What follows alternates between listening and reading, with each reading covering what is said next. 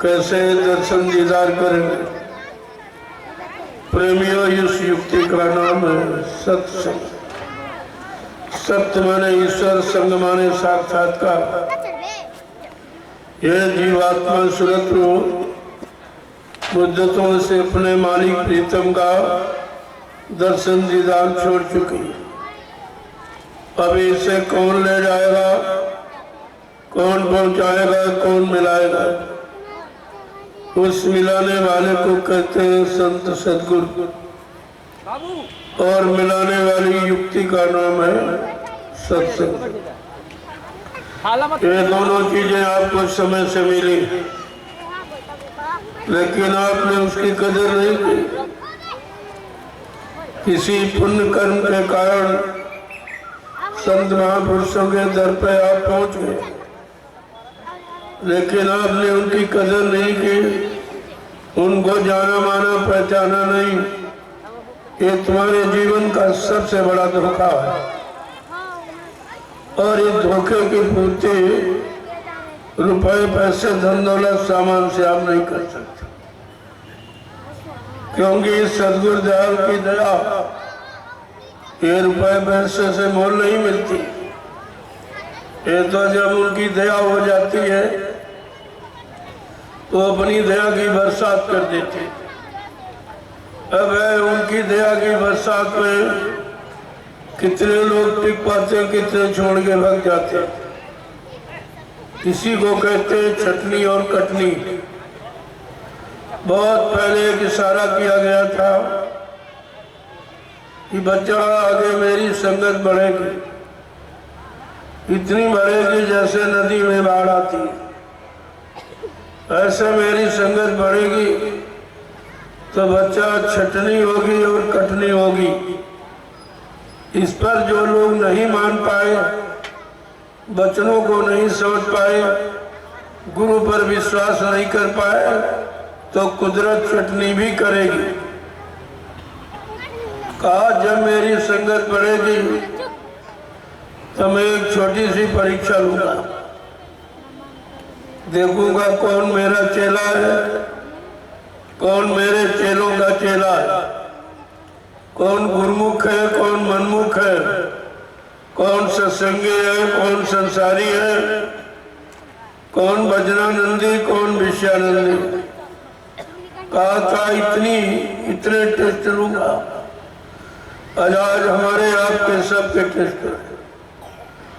जरा अपने आप में घूम के देखो कि गुरु के प्रति तुम्हारे में विश्वास कितना है, गुरु के वचनों पर कितना विश्वास, उनके वचनों पर आपने कितनी कुर्बानी की, गुरु से आपको कितना प्रेम है और कितना विश्वास है। ये ऐसी परीक्षा है अनोखी जो सृष्टि में कभी किसी गुरु ने नहीं दी, और उसी परीक्षा में आप विफल हो गए, नहीं पास हो पाए, सब भटक गए।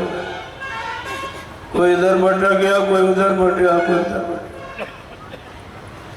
अगर गुरु पर विश्वास होता, उनके वचनों पर विश्वास होता, उनकी नाम दान की युक्ति पर विश्वास होता, जो उन्होंने आवाज लगाई परिवर्तन की कि कलयुग में कलयुग जाएगा और कलयुग में सतयुग आएगा, अगर इस सब पर आपको विश्वास होता तो आप गुरु का दरबार कभी नहीं छोड़ते।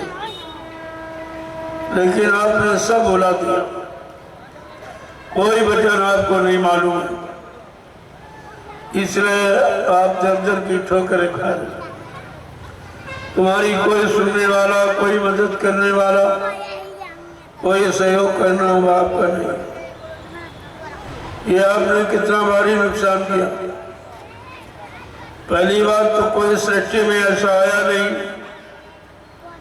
जो तुम्हें जन्म मरण से छुटकारा दिलाने का वादा किया, तुम्हारी जीवात्मा को जगाकर परमात्मा से मिलाने का वादा किया, तुम्हारे पाप कर्मों में माफी कराने का वादा किया। ऐसा तो कोई सृष्टि में आया नहीं। और जो आए उनको आप पहचान नहीं पाए। यही धोखा है जो आप अब ये दर दर की ठोकरें खा रहे हैं। तो इसलिए प्रेमियों, आज ये अवसर मिला है, जरा उस महापुरुष के वचनों को सुन लीजिए। आगे का समय बहुत खराब है, उस खराब समय से आपको कोई बचा नहीं पाएगा। जो आप अहंकार अज्ञानता में सोच रहे हो मेरे पास जमीन है, दुकान है, मकान है, नौकरी है, रुपया पैसा है, पद पत्नी बाल बच्चे हैं, ये तो कुदरत के एक झटके में चला जाएगा। एक झटके का मसाला है, ये कुदरत से आप खत्म कर। अगर आपने इन बचनों को न सुना तो आगे भारी मुसीबत आ रही। उसी मुसीबत से बचाने के लिए मैं ये संदेश लेके आया हूँ। वैसे आपके पास कोई नहीं आया, न कोई आएगा, लेकिन जिसको हमदर्दी होती है वो शरीरों से नहीं, जीवात्माओं से। और इन्हीं शरीरों में जीवात्मा बैठी है। जीवात्मा वो परमात्मा की, न ब्रह्मा की है, न विष्णु की, न शंकर की, न कोई देवी देवता का, न राम कृष्ण। जीवात्मा सत्पुरुष मालिक की, और मालिक को चिंता है। भाई पड़ोसियों को चिंता थोड़ी होती, चिंता तो अपने घर वालों को और अपनों को होती। जब कोई मुसीबत आपत्ति आप पर आएगी तो तुम्हारी मदद करने वाला यहाँ कोई नहीं, क्योंकि जो तुम सोच रहे हो वो सब पर आएगी। बाबा जी ने बहुत पहले एक इशारा किया था, एक समय ऐसा आएगा बच्चा सबके दाढ़ी में आग लगेगी, कौन किसकी बुझाएगा। अब ये महात्माओं के इशारे और सहन आप कैसे वो तो जब सत्संगों में आओगे, और एक दो दिन नहीं, गोस्वामी महाराज ने लिखा है रामचरितमानस में कि बहुरी काल करिए सत्संगा और तबई हो इस से सब भंगा। बहुत समय जब सत्संग करो, सुनो सुनाओ, पढ़ो पढ़ाओ नहीं, करो। जब कोई काम करोगे उसका अनुभव, उसका एक्सपीरियंस आपका, और अनुभव सच्चा होता। अनुभव में कोई धोखा नहीं होता, लेकिन सुनी सुनाई पढ़ी पढ़ाई में तो धोखा हो सकता। लेकिन जो तुम करोगे, अपनी करनी में उतारोगे, उसमें कोई धोखा। लेकिन आपने तो करनी समझी नहीं कि गुरु और चेले की करनी क्या होती, भक्त भगवान की करनी क्या है। आपकी समझ में तो कुछ आया नहीं है।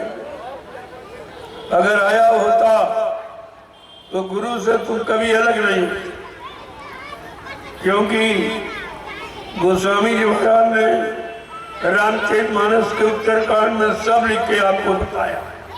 और आज से नहीं, 550 वर्ष पहले से रामचरितमानस लिख के रखी गई और हर हिंदू के घर में भिजवा दी। इसको पढ़ते रहना, समझते रहना, अपने जीवन में उतारते रहना, तो तुम कभी मुसीबत, आपत्ति, बीमारी, महामारी, लड़ाई झगड़ों में कभी नहीं जाओगे। लेकिन आपने इसका कहना नहीं माना। ना तो संत गोस्वामी जी महाराज का कहना, न रामचरित का कहना माना, और ना इनका कहना माना। इसीलिए आप शंका संदेह मूल ब्रह्म में चले गए। अब तुम्हारी सुनने वाला कोई नहीं। अभी एक छोटी सी बीमारी आई जिसमें करोड़ों चले गए धक्के में, जिसको आपने कोरोना कहा। ये तो बाबा जय गुरुदेव जी महाराज ने 6 नवंबर 1986 में कोरोना का जिक्र किया था इतने पहले इशारा महात्मा करते, कहा था अगर आप सपरिवार शाकाहारी न बने और ये मार काट हिंसा चोरी और कत्लेआम व्यभिचार कुचार, अगर ये धोखाधड़ी बेईमानी ये आपने खत्म न किया तो कुदरत एक ऐसी बीमारी यानी डाल देगी जिसका नाम होगा कोरोना। कोरोना क्या न करो तो बीमारी नहीं आएगी और करोगे तो जरूर आएगी।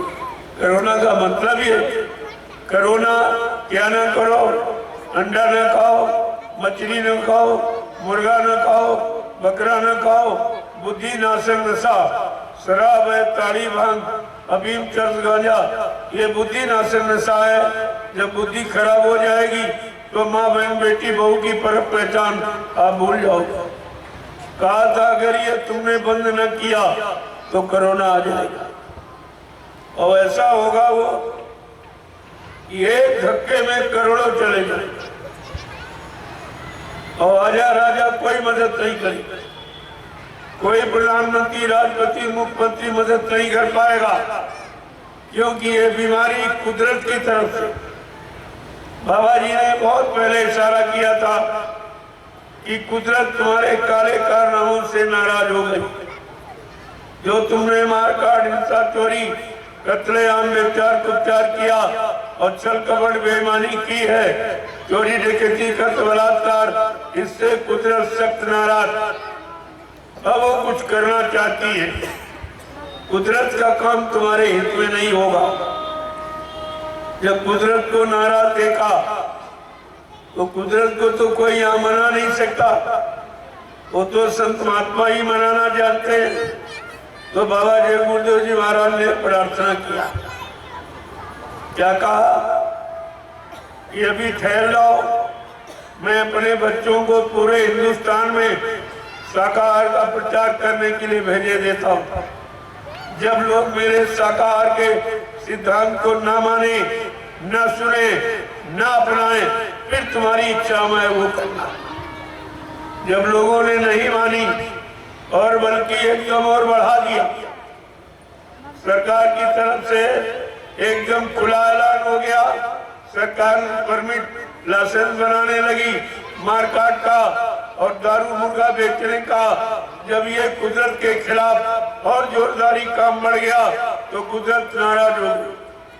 दोनों एक छोटा सा फार्मूला जिसको तुम कोरोना कहते हो, एक छोटा सा चुटकुला उसने छेड़ा है, जिसमें करोड़ों चले गए देश दुनिया से, वो वापिस नहीं आ सके। ये ईंट पत्थर वाला मंदिर गिर जाएगा, टूट जाएगा, फिर बन जाएगा। अगर परमात्मा खुदा का बनाया ये मनुष्य मंदिर जिस्मानी मस्जिद अगर बिगड़ गया तो ये दोबारा आपको नहीं मिलेगा, ये दोबारा नसीब नहीं आपको होगा। जो आप सोच रहे हो अब की बार मिल गया फिर मिल जाएगा, ऐसा नहीं। गोस्वामी जी महाराज ने रामचरित मानस में सब इशारा किया। अगर रामचरित मानस के उत्तरकांड को आपने पढ़ लिया होता तो आज ये आपत्ति, मुसीबत, बीमारी, महामारी और देवी प्रकोप के झगड़ों में आप कभी नहीं थे, लेकिन आपने उसको भी नहीं माना। इसीलिए ये मुसीबत के दिन आपको देखने पड़े। तो आगे तो भारी मुसीबत आ रही। तो गोस्वामी महाराज ने बताया कि देखो ये बीमारी, महामारी, ये गंदे खान पान और गंदे कर्मों से आती। बीमारी ऐसे नहीं आती, गंदे खान पान और गंदे कर्म जब करोगे तो बीमारी आ जाती। और फिर डॉक्टर वैद हकीम कोई आवाज अस्पताल ये उसको रोक नहीं पाएंगे। जब कुदरत नाराज हो जाएगी तो ये तुम्हारा सब फेल हो जाएगा। जो तुमने व्यवस्था बनाई है ये सारी व्यवस्था फेल हो जाएगी। और उसका प्रमाण आपको मिला, जब कुदरत की तरफ से कोरोना नाम की बीमारी आई तो सब फेल हो गए। अस्पतालों में कुछ नहीं रहा, दवाएं नहीं काम करने लगी, वैद्य डॉक्टर मर्ज की पहचान नहीं कर पाए, प्रधानमंत्री, राष्ट्रपति, मुख्यमंत्री नहीं बचा पाया। एक छोटी सी बीमारी, अब तो प्रेमियों बहुत बड़ी बीमारी आने वाली। मैं उसी की सूचना लेके आया हूँ और उससे आपको लाभ मिल जाए, आपका बचाव हो जाए, इसलिए मैं महाप्रसाद का वितरण कर। ये प्रसाद हिंदुस्तान में कभी आपको किसी ने नहीं किया। तुम ही खरीद के ले जाते हो, मंदिर मस्जिद गिरजाघर गुरुद्वारों में, तीर्थों में मुहूर्त तुम खरीद के ले जाते हो, लेकिन कोई अपने तरफ से तुमको नहीं देता। ये हिंदुस्तान में कभी नहीं हुआ। ये पहली हमदर्दी आपके साथ हो रही है जो मैं प्रसाद लेके निकला हूं। मैं नैमिषारण सीतापुर उत्तर प्रदेश से ये काफिला लेके मैं चला हूं और आपके बनारस होता हुआ और रांची में एक सप्ताह का कार्यक्रम भंडारे का, और वहां से झारखंड का कुछ हिस्सा लेकर और मैं गया जिले से आपके बिहार में प्रवेश किया और 2 महीने बिहार में संदेश दूंगा, 2 महीने प्रसाद बांटूंगा। ये अवसर आपको दे रहा हूं ताकि आगे आने वाले खराब समय में आप ये न कह सको कि मेरे पास कोई आया नहीं, कोई मेरा हमदर्दी बना नहीं, किसी को हमारी चिंता हुई नहीं। वैसे जिनको आपने चंदा नोट वोट दिया है उन्होंने तुम्हारी चिंता की है, उन्होंने तुम्हारे लिए प्रसाद बनाया बीमारी महामारी दूर करने का। अरे प्रसाद यह इंसान नहीं बना सकता, ये किसी के बस की बात नहीं है। प्रसाद वो बनाएगा जो अपने सद्गुरु को उनके आदेश हुक्म का पालन करके उनको खुश कर लेगा। वो अपने सद्गुरु की दुआ और दया ये जड़ चीज किसी में शामिल करके आपको लाभ दे दे, वो आपको लाभ दे। वो प्रसाद बनाता, प्रसाद यहाँ खरीदा नहीं जाता, प्रसाद बनाया जाता। और ये बनाने की बात किसी को मालूम नहीं, ये कोई नहीं कर सकता। अगर कर सकता होता तो आपको प्रसाद जरूर देने कोई आया हो, लेकिन कोई नहीं आया। जब मैंने देखा कि इनका हमदर्द कोई नहीं है, इनका शुभचिंतक कोई नहीं, इनका रहबर रहनुमा कोई नहीं, इनका सहयोगी कोई नहीं और इनकी चिंता किसी को नहीं, तब मैं ये काफिला लेके निकला और साथ में प्रसाद को लेकर आज आपके इसी सासाराम में कितना प्रसाद बांटा और बांटते बांटते काफी समय हो गया, तभी मैं लेट गया क्योंकि प्रसाद देना बड़ा जरूरी था। ये बेचारे कहाँ जाएंगे, किसके दरवाजे जाएंगे, इनकी कौन रक्षा करेगा? क्योंकि तुम सब कुछ करके देख ली, तुमने पूजा पाठ तीर्थ व्रत दान हवन जब तक गंगा स्नान ये आपने खूब किया, लेकिन कोई बीमारी गई, कोई परेशानी गई आपकी, कोई मुसीबत आपकी गई, कोई झगड़े कम हुए, कोई हिंसाएं हत्याएं कम हुई, कोई चोरी डकैती कत्ल बलात्कार कम हुए, कोई टैक्स कम हुए, कोई महंगाई कम हुई, ये सब कोई बेरोजगारी खत्म हुई? इस पर तो आपको विचार करना चाहिए कि आपके मानव जीवन को सुखमय शांतिमय बनाने के लिए किसी ने तुम्हारे लिए कुछ नहीं किया और ये 70 साल की आजादी पूरा प्रमाण दे रही है। तुमने कितने चुनाव की, चुनाव पर चुनाव पर चुनाव, सारा देश चुन गया, लेकिन जिनको तुमने चुना उन्होंने तुम्हारे हित का, तुम्हारे भले का कोई काम नहीं किया। आज तक तुम्हारे हित भले का कोई काम नहीं चुना और तुम अभी तक नहीं समझ पाए हो कि चुनाव का मतलब क्या होता।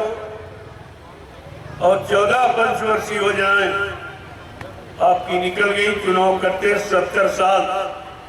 70 साल की एक जिंदगी होती, कलयुग में तो इतने साल जिंदगी नहीं जीव रह पाता। वैसे 100 वर्ष आपको मिले कलयुग में, परमात्मा की तरफ से, खुदा की तरफ से सबको 100 वर्ष का समय मिला है। लेकिन कब? जब अच्छा खान पान करोगे, अच्छी संग सोबत करोगे, अच्छे कर्म करोगे तो। अगर गंदे खान पान, गंदी संग सोबत और गंदे कर्मों में चलोगे तो 50 में खेल खत्म हो जाए। और लोगों का हो रहा है 50 साल से ज्यादा नहीं चलता। इस शराब ने इतना खराब किया, तन खराब, मन खराब, धन खराब, इंद्रियां खराब, परिवार खराब, बाल बच्चे खराब, समाज खराब, देश खराब, देश की व्यवस्था खराब। फिर आपको मिला कैसे? और अब भी नहीं समझ पाए हो। इतनी खराबी होने के बावजूद भी और तुम इतने बर्बाद हो गए हो, लेकिन फिर भी तुम्हारी समझ में नहीं आ रहा कि शराब जैसा खराब हिंदुस्तान में कोई चीज नहीं। शराब पीने वाला कोई धर्मान बना हो बता दो, कोई बुद्धिमान बन गया हो बताओ, कोई बलवान बन गया हो तो आप बताइए, कोई कीर्तिमान यशवान बन गया तो आप बताइए। अरे पढ़े लिखे हो, अब तो वो समय नहीं रहा।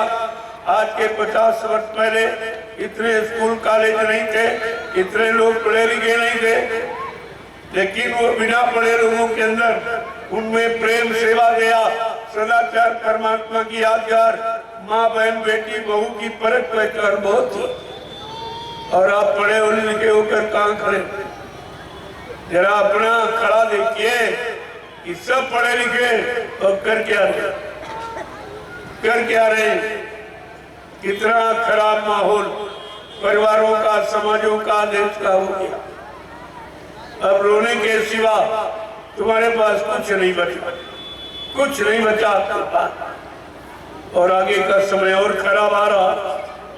जिसको संत महात्मा फकीर देख रहे हैं, उनकी जीवात्मा रूह की दिमाग और दिव्य कान खुला हुआ, जिसके द्वारा वो भूत भविष्य वर्तमान एक ही जगह से बैठकर सब देख रहे हैं और सब सुन रहे हैं कि कैसा कोहराम मचेगा, कैसा त्राहिमाम बचेगा, कैसे लोग रोएंगे, चिल्लाएंगे, इनकी सुनने वाला कोई नहीं होगा। वो ये सब देख रहे हैं, उनसे कोई चीज छिपी नहीं है। और आप जानते नहीं हो, एक तो आप जानते नहीं हो, अगर महात्मा कोई अच्छी सच्ची बात बताए तो आप मानते नहीं, तो परिणाम तो खराब होगा ही। जिन युगों में, जैसे सतयुग में हिरण्यकश्यप नहीं माना राजा था, अपने बेटे भक्त प्रहलाद की एक भी बात अच्छी नहीं मानी, अंत में मारा गया। त्रेता में व्यवस्था राजा रावण से बिगड़ी, वो भी अपने भाई विभीषण की अच्छी सच्ची बात, धर्म कर्म की बात, मानवता इंसानियत की बात, प्रेम प्यार मोहब्बत सेवा दया सदाचार परमात्मा के यादगार की बात, माँ बहन बेटी की परख पहचान की बात नहीं मानी तो उसका भी विनाश हो गया। और द्वापर का इतिहास राजा कंस के द्वारा, भगवान कृष्ण ने, वो कंस कृष्ण का मामा था, कृष्ण भगवान ने अपने मामा को बहुत समझाया कि मामा जी ये कृष्ण ना भी तुम्हें बचाएगा, तुम्हारी रक्षा करेगा, ये समय का जगाया नाम है, ये भगवान का सच्चा नाम, तुम इसको लो, तुम्हारी मदद हो जाएगी, तुम्हारी रक्षा हो जाएगी। लेकिन वो कहता था, अरे जा तू जात का ग्वाला, गाय चराने वाला, माखन का चोर, तेरी बात मान लूंगा। इतने अमर्यादित कट शब्दों का प्रयोग किया, कृष्ण को लाचार कर दिया, मजबूर कर दिया। जब बेचारे कृष्ण लाचार मजबूर हो गए, कोई सच्ची अच्छी बात, धर्म कर्म की बात मानने को तैयार नहीं हुआ, तब उनको 18 दिन का एक लीला, एक नाटक करना पड़ा, जिसको आप कहते हो महाभारत।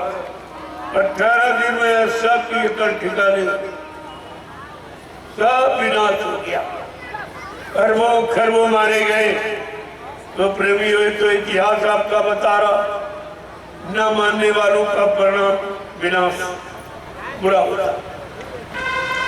आप कलयुग में बैठे हो तो कलयुग के लिए कौन सा नाम आया, किसी ने बताया आज तक? आप जैसे सतयुग में हरि नाम आया, त्रेता में राम नाम आया, द्वापर में कृष्ण नाम आया, ऐसे कलयुग का भी तो नाम होना चाहिए।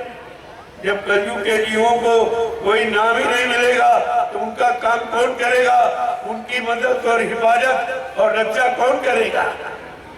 लेकिन गोस्वामी जी महाराज ने नाम के बारे में रामचरितमानस के उत्तरकांड में इशारा किया। क्या कहा है कि गुरु बीन भावा ये निधि तरह ना कोई, और जो भी रांची इस शंकर सम होई। क्या कह रहे हैं कि ब्रह्मा विष्णु महादेव के समान कोई धनवान बलवान बुद्धिमान कीर्तिमान यशमान क्यों न बन जाए, लेकिन ये भवसागर, भव माने दुखों का सागर, बीमारियों का सागर, लड़ाई झगड़े का ये सागर बगैर समय के सद्गुरु के कोई मिटा नहीं सकता। इस सागर से कोई बचा नहीं सकता, कोई भवसागर से आपको निकाल नहीं सकता। अगर आप रामचरितमानस ही पढ़ लेते जो तुम्हारे घरों में रखी है, तब भी तुम समय से बच। वर्तमान को हमेशा भूत से बचाया जा सकता। अगर भूतकाल के इतिहास को आप समझ लेते तो आपका वर्तमान बन जाता, लेकिन आपने भूत के इतिहास का उपहास किया, जिसके कारण आपको यह सजा मिल रही। हमारी दृष्टि से, हमारे विचारों से तो कलयुग का जीव सबसे अच्छा होना चाहिए, क्योंकि कलयुग के जीव के सामने तीन युगों का अच्छा इतिहास, सतयुग का, त्रेता का, द्वापर का, अच्छी उम्र वाले, अच्छे मन की ताकत वाले, इंद्रियों में संयम त्याग वैराग वाले, अच्छा खान पान करने वाले, अच्छी संसोवत करने वाले, अच्छे कर्म करने वालों का इतिहास आपके सामने पड़ा। लेकिन आप सबसे ज्यादा खराब, सबसे ज्यादा मुसीबत में चले गए। इसका कारण है कि कलयुग के जीवों ने पिछले युग के किसी इतिहास को नहीं माना, कोई सच्ची अच्छी बात आपने नहीं मानी, तो मुसीबत के दिन आपके सामने। गोस्वामी जी महाराज ने रामचरितमानस के उत्तरकांड में तो कलयुग के जीवों के लिए स्पष्ट इशारा किया। क्या कहा है? कितना साफ साफ उन्होंने कहा कि साधु ज्ञान का फल ऐसा, और जरे नगर अनाथ कर जैसा। साधु संत महात्माओं की आज्ञा का उल्लंघन जो परिवार समाज देश राष्ट्र की जातियां करेंगी, वो जल करके खाता, वो जल के राख हो जाएगी। ये रामचरितमानस में स्पष्ट लिखा हुआ। अगर आप उसको पढ़ लेते तो आज आपका जीवन ये खाक में, ये मिट्टी में नहीं मिलता, ये परेशानी बीमारियों से नहीं गुजरता। लेकिन आपने वो भी बात नहीं मानी। जब किसी की बात नहीं मानोगे तो प्रेमियों परिणाम विनाश, उसका परिणाम विनाश, सर्वनाश, इनके अलावा कोई अच्छा परिणाम नहीं। तो मैं आपके लिए एक सौगात लेके आया, आपके बचने के लिए ये महाप्रसाद लेके आया हूँ जो हिंदुस्तान में कोई नहीं ले। ये महाप्रसाद किसी के पास नहीं है, कोई नहीं तैयार कर सकता, यही पहचान है। अगर कोई ये कहे कि हम जय गुरुदेव को मानते जानते हैं, जय गुरुदेव ने हमको ये बना दिया, वो दे दिया, ये सब झूठ। अभी बताऊंगा आपको कि कितना झूठ, कितना छलकपट, कितना धोखा तुम्हारे साथ किया गया। ऐसे समर्थ महापुरुष के बारे में ये झूठा प्रचार कर दिया गया कि बाबा जी शरीर छोड़ के चले गए। आपको नहीं मालूम है कि संतों के बारे में क्या लिखा? संत वचन पलटत नहीं, पलट जात ब्रह्मांड। चाहे ब्रह्म अपनी ब्रह्मांड की रचना में तब्दीली बदलाव क्यों न कर दे, लेकिन संत जो कहेंगे वो करके दिखाएंगे। संतों की जबान दस्तावेज होती है, जिसको आप कहते हो यूनिवर्सल ट्रुथ, यानी अकाट्य सत्य, कोई काट नहीं सकता। गोस्वामी जी महाराज ने भी संतों का परिचय देते हुए कहा, संत लेख पर मेख मारे, बेटे को कुंग भाल के, जो ब्रह्मा ने कलम चला दी, हमारे आपके पाप कर्मों की सजा और लाभ देने की। कहा संत महापुरुष सेवा के द्वारा ब्रह्मा के कलम का लिखा अक्षर मेट सकते, वो भी मेट देते। ये अधिकार केवल सच्चे हुए संत सद्गुरु को, और तुमने उन्हीं को छोड़ दिया, उन्हीं पर विश्वास करना। तुमको ये नहीं मालूम है कि गुरबाणी क्या कह रही है? बने तो सतगुरु से बने, बिगड़े तो भरपूर। गुरबाणी कह रही है जीवात्माओं, तुम्हारी जब कभी बनेगी तो समय के सतगुरु, वक्ते मुर्शिद यानी समय के सतगुरु से बने, और नहीं तो बिगड़ जाएगी। ये तो नहीं कहा कि चेलों से बन जाएगी, चेला कोई बना देगा। अगर तुम गुरबाणी पढ़ लेते तो आपको शंका नहीं होता। गुरबाणी कह रही बने तो सतगुरु से बने, बिगड़े तो भरपूर। जीवात्माओं, जब कभी तुम्हारी बनेगी तो वक्ते मुर्शिद यानी समय के सदगुरु से बने, और सदगुरु एक गुरु को तेरे संसार में सदगुरु एक ही आता, और जिसका यहाँ प्रचार कर दिया लोगों ने कि सदगुरु बन गया, ये प्रचार कर दिया, और समय का एक ही आता। अब दूसरा कौन आएगा? उनसे पूछो, या दूसरा कोई आएगा, या उससे आने की तारीख कौन सी? तो तुम्हें सच्चाई का पता चल जाए कि सत्य क्या है, झूठ क्या है, असल क्या है, नकल क्या है। लेकिन गुरबाणी तो आपने पढ़ी नहीं है, गुरुमुख आप बन नहीं पाए, गुरु के शिष्य बन नहीं पाए, और चेलों के शिष्य बन गए आप। मैं आपसे एक बात पूछ रहा हूँ, बाल बच्चेदार हो, सत्य बताना। आप लोग मथुरा जाते रहे हो, तो मथुरा में गुरु भक्ति करने गए थे कि चेला भक्ति करने गए थे? मथुरा गए चेला भक्ति करने गए कि गुरु भक्ति? मथुरा में गुरु के पास गए थे कि चेले के पास? गुरु का दर्शन करने गए थे कि चेलों का दर्शन करने? फिर तो अब क्या किया? अब ये क्या करते? अब तुम्हारी समझ में नहीं आ रहा ये सब क्या किया? ये कितनी बड़ी चीज आपको दी गई, नामदान। क्या झूठा हो गया? क्या बाबा जी ने धोखा देने के लिए आपको नामदान दिया? कि आप लोगों ने बाबा जी से धोखा पाने के लिए नामदान दिया था? इतनी भी तुम्हारे में समझ नहीं रही। और एक नहीं, बाबा जी ने हजारों वादे किए।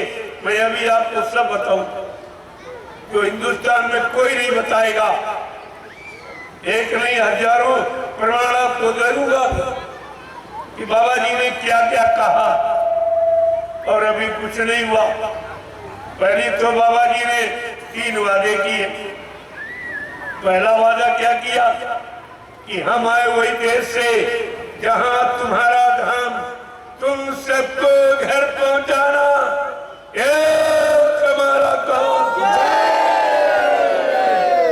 बाबा जी ने क्या कहा आपसे? तुम सबको घर पहुंचाना, यानी तुम्हारी सबकी जीवात्माओं को घर पहुंचाना, ये मेरा काम है। और यहाँ चेलों ने गुरु को पहले ही पहुंचा दिया। तो क्या बाबा जी झूठ बोले? क्या झूठ बोलने वाले को गुरु बनाया था तुमने? पहले समझो तुम क्या कह रहे हो। तुमने कितनी खोटी करनी की, ये अपने गुरु को बदनाम किया है, अपने गुरु को झूठ बोलने वाला, वादा खिलाफी करने वाला कहा। ये तुम्हारा गुनाह, ये पाप तुम्हारा माफ नहीं होगा। इस पाप से आप बच नहीं सकते। तुमने गुरु को बदनाम कर दिया, और ये भी नहीं सोच पाए कि अगर गुरु झूठा हो जाएगा, क्या तुम सब चेले सच्चे माने जाओगे? तुम्हें कोई सच्चा मानेगा? इतना भी तुमको ध्यान में नहीं रहा। एक बात मैं और आपसे पूछूंगा, आप सच बताना, आपने नामदान गुरु महाराज से लिया या किसी चेले से लिया है? गुरु महाराज से। जोर से बोलो। गुरु महाराज से। आप लोगों ने नामदान गुरु महाराज से लिया या किसी चेले से लिया है? गुरु महाराज से। आपका हाथ गुरु महाराज ने पकड़ा या किसी चेले ने पकड़ा है? गुरु महाराज ने। आपकी जीवात्मा को जगाने का, परमात्मा से मिलाने का वादा ये गुरु महाराज का है या किसी चेले का? गुरु महाराज का। तो तुम जा कहाँ रहे? ये जा कहाँ रहे हो? नामदान गुरु से लिया, हाथ गुरु ने पकड़ा, वादा गुरु ने किया, और जा कहाँ रहे हो? चेलों के। ये चेले पार कर देंगे। इतना भी नहीं समझ पाए हो? अगर चेले पार कर देते तो गुरु को आने की क्या जरूरत? गुरु क्यों आया? इतनी बात तो तुम्हें कम से कम समझ लेनी चाहिए, लेकिन तुम्हारे समझ में कुछ नहीं आया। बाबा जी ने दूसरा वादा क्या किया कि नाव लगाई शब्द की गुरु ने, चल बैठे कोई शोर। कहा मैंने नाम की नौका लगा दी भवसागर से तुमको पार करने के लिए। विश्वास के साथ मेरी नाम नौका पर बैठ जाओ, मैं तुमको तुम्हारे घर पहुंचा दूं। ये इतना बड़ा, इससे बड़ा तुम्हारे हित का और कौन सा वादा हो सकता है? ये भी तुम नहीं समझ पाए क्या? और कोई इस तरह आवाज लगा रहा तुम्हारे हित की, तुम्हारे भले की, तुम्हारे जीवात्मा के कल्याण की कोई आवाज लगा रहा, लेकिन फिर भी तुम्हारी समझ में कुछ नहीं आया। तीसरा वादा क्या किया? भवसागर भरमो नहीं, ये प्रताप हमार निश्चय करके मान ले तो तुरंत उतारू पार। इसमें कौन सी शंका रहेगी? और आपको कुछ करना भी नहीं, बाबा जी ने सब अपने ऊपर ले लिया। न तुम्हें आंख बंद करना, न कान बंद करना, न तुम्हें माला फिरानी। कहा केवल मुझ पर विश्वास कर ले, मुझको अपना बना ले और तुम मेरे बन जाओ। और ये नाम रूपी नौका पर, जय गुरुदेव नाम की नौका, इस पर तुम सवार हो जाओ, मैं तुमको तुम्हारे घर पहुंचा दूं। और ये भी कहा तुम इस भवसागर में भ्रम मत करना कि तुम्हारे लिए कोई दूसरा आएगा या तुम्हारे लाभ के लिए, तुम्हारी जीवात्मा के कल्याण के लिए कोई दूसरा भवसागर में बेड़ा लगाएगा। कहा मेरे बल पर उसका भरोसा कर, मुझ पर विश्वास कर, मेरी नाम रूपी नौका पर बैठ जा, मैं तुझको तेरे घर पहुंचा दूं। इससे बड़ा और तुम्हारे हित का क्या वादा हो? ये भी तुम भूल गए। बाबा जी ने ये भी कहा, बड़े ध्यान से सुनिए, कोई बताएगा नहीं आप, और ये कई किताबों में आपको मिलेगा नहीं। कहा था मैं परिवर्तन करने आया हूं, परिवर्तन करके ही जाऊंगा। कोई माई कालोन हमें इस परिवर्तन से न रोक सकता है, न मेरा काम कोई कर सकता है। फिर आपकी समझ में नहीं आया? जो दोनों तरफ चैलेंज कर रहे कि मेरा एक परिवर्तन का काम कलयुग जाने और सतयुग लाने का, ये न तो कोई यहाँ कर सकता और हमको इस काम से कोई रोक नहीं सकता। ये बात तुम्हारी समझ में नहीं आई क्या? इस समय कोई ऐसी आवाज लगा रहा तो आपको तो ये जानकारी रखनी चाहिए। फिर बाबा जी ने और क्या कहा? कहा मैं कलयुग का इतिहास बनाने आया हूं। प्रेमियों, हर युग के इतिहास बन गए। सतयुग का इतिहास, त्रेता का इतिहास, द्वापर का इतिहास, और इतिहास जगाए नाम से बना। जब सतयुग में योगियों ने हरि नाम जगाया, उस हरि नाम से इतिहास बना, हिरण्यकश्यप के नाम से नहीं बना। त्रेता का इतिहास जो ऋषि मुनियों ने राम नाम जगाया, उस राम नाम से इतिहास बना, रावण के नाम से नहीं किया। द्वापर का इतिहास राजा कंस के नाम से नहीं बना और समय के जगह कृष्ण नाम से बना। तो कलयुग का इतिहास बाबा जी क्या कह रहे हैं? मैं कलयुग का इतिहास बनाने आया हूं। ऐसा इतिहास बनाऊंगा जो भूते न भविष्यते, सतयुग त्रेता द्वापर के लोग अपने परियुग का इतिहास पढ़ना भूल जाएंगे। मैं ऐसा चमत्कार करके दिखाऊंगा जिसको हिंदुस्तानी नहीं सारा विश्व नमस्कार करेगा। क्या ये भी आपकी समझ में नहीं आया? क्या आप कोई ऐसा कह सकता है? क्या कलयुग का कोई इतिहास बना सकता? अरे जहां तुम गए हो जिनके पास, उनसे प्रेम से पूछो, क्या तुम कलयुग भगा सकते हो? क्या सतयुग ला सकते हो? क्या तुम कलयुग का इतिहास बना सकते हो? क्योंकि बाबा जी ने वादा किया। जो तुम कह रहे हो बाबा जी हमको नाम पावर दे गए, एक कह रहा बाबा जी हमको वसीयत कर गए, तो उनसे ये पूछो अब कलयुग भगाना और सतयुग लाना ये किसको कह गए? ये किसको कह गए? अगर ये तुम सब पूछने लगो प्रेमियों, 2 मिनट में सच्चाई का राज खुल जाएगा कि सत्य क्या है और झूठ क्या है और असली क्या है और नकली क्या, ये सब आपकी समझ में आ जाएगा। नहीं तो हमारी मुसीबत आपके सामने आने वाली है। मैं अंतिम संदेशा एक बार फिर आपको जगाने का लेके आया। वैसे दोबारा परिवर्तन में माफी नहीं मिली। राम ने एक बार समझाया, नहीं माने तो मार काट के खरियान कर दिया। कृष्ण ने एक बार समझाया, नहीं माने तो मार काट के खरियान कर दिया।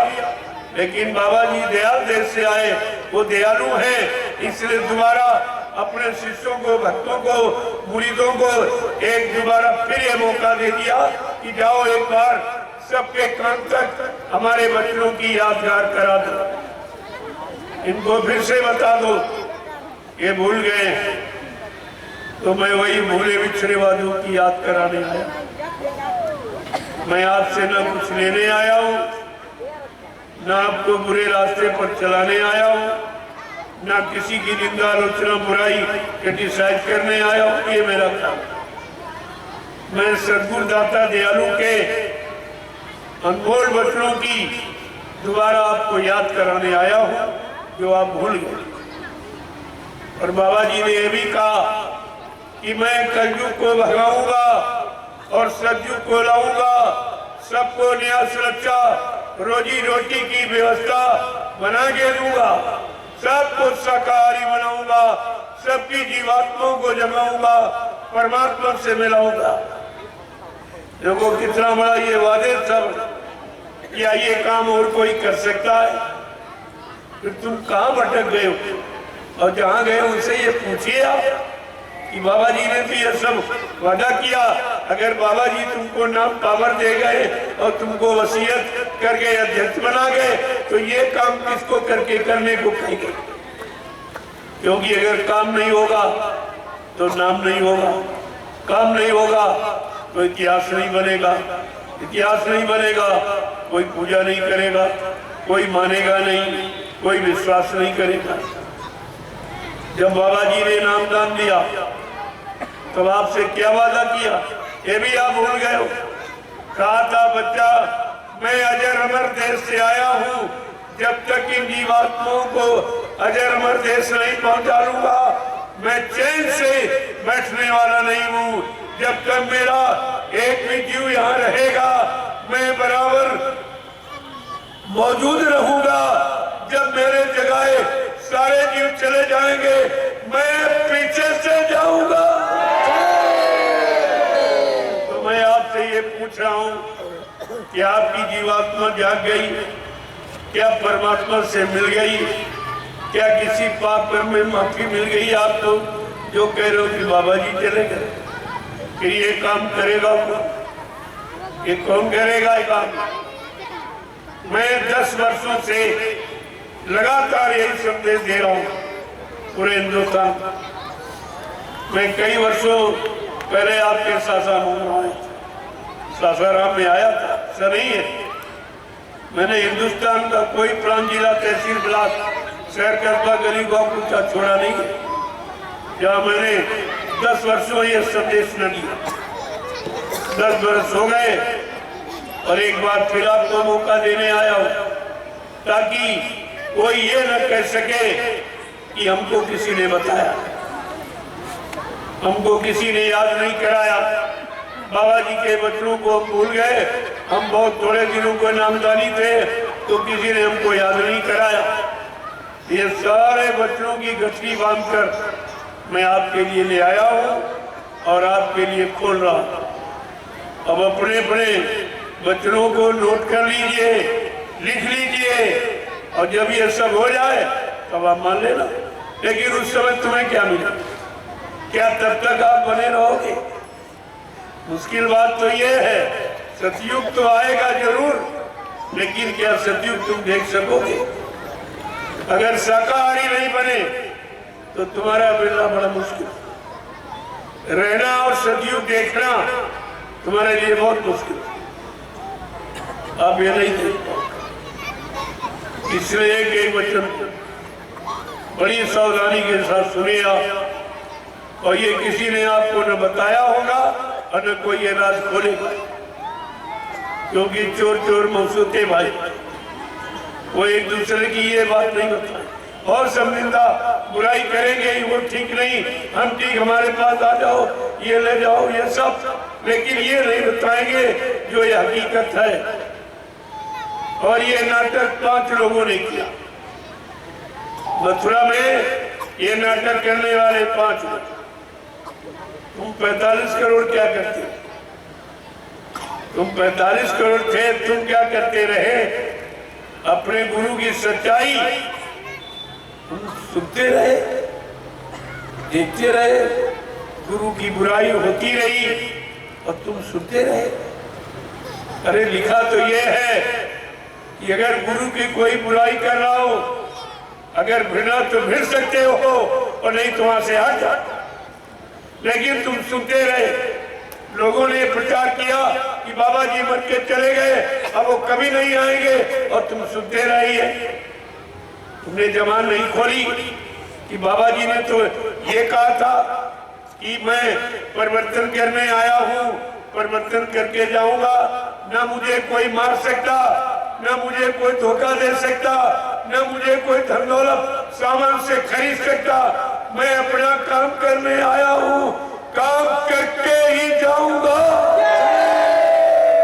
अगर जरूरत पड़ी तो इसी काम को पूरा करने के लिए इसी शरीर में 400 वर्ष तक रहूंगा और काम करके ही जाऊंगा।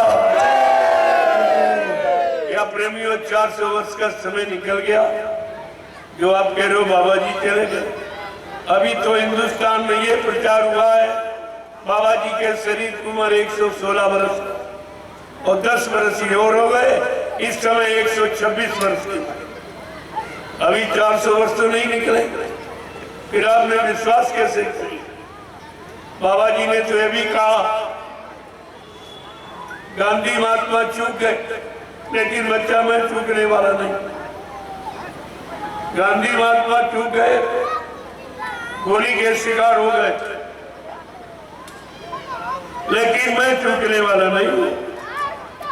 मुझको मारने के लिए अभी सृष्टि में कोई गोला बारूद तैयार नहीं। ना मुझे कोई मार सकता, ना मुझे कोई धोखा दे सकता, ना मुझे कोई धन दौलत सामान से खरीद सकता। मैं अपना काम करने आया हूँ, काम करके ही जाऊंगा। देखिए कितनी बड़ी बात। जब तक ये सब काम नहीं हो जाएगा, मानव शरीर को मैं छोड़ के जाने वाला नहीं हूँ। ये आपको जानकारी रखनी चाहिए। लेकिन ऐसा लगता तुम्हारे पास गुरु का कोई वचन नहीं। इस तुम्हारा मथुरा जाने का, सत्संग सुनने का, दर्शन करने का, सेवा देने का, सेवा करने का गुरु के वचनों का हिंदुस्तान में प्रचार करने का, गुरु से नाम दान लेकर सुमरन ध्यान भजन करने का मतलब क्या निकला? सब झूठ, सब धोखा। अरे इतना तो आपको सोचना चाहिए। बाबा जी ने तो ये कहा, जिनको मैंने नाम दान दिया, जिनको नाम डोर शब्द डोर पकड़ाई, जब तक इन जीवात्मा को घर नहीं पहुंचा लूंगा, मैं मानव शरीर को छोड़ के जाने वाला नहीं हूं। फिर आप ये सब भूल कैसे? मुझे तो बड़ा ताज्जुब होता है कि तुम्हारे पास गुरु का एक भी वचन, एक भी वादा नहीं, तो फिर सत्संग तुमने कैसे सुना? क्या था? क्या आपने सत्संग? इतना तो आपको विचार करना ही चाहिए था। और एक दिन नहीं, बाबा जी ने 10 जुलाई 1952 से 2012 ये 60 साल आपको सुनाया, 60 वर्ष आपको सुनाया, और तुम्हारी समझ में कुछ नहीं आया, एक भी वजह आपको याद नहीं रहा। कितना बारी तुम्हारे लिए धोखा हो गया।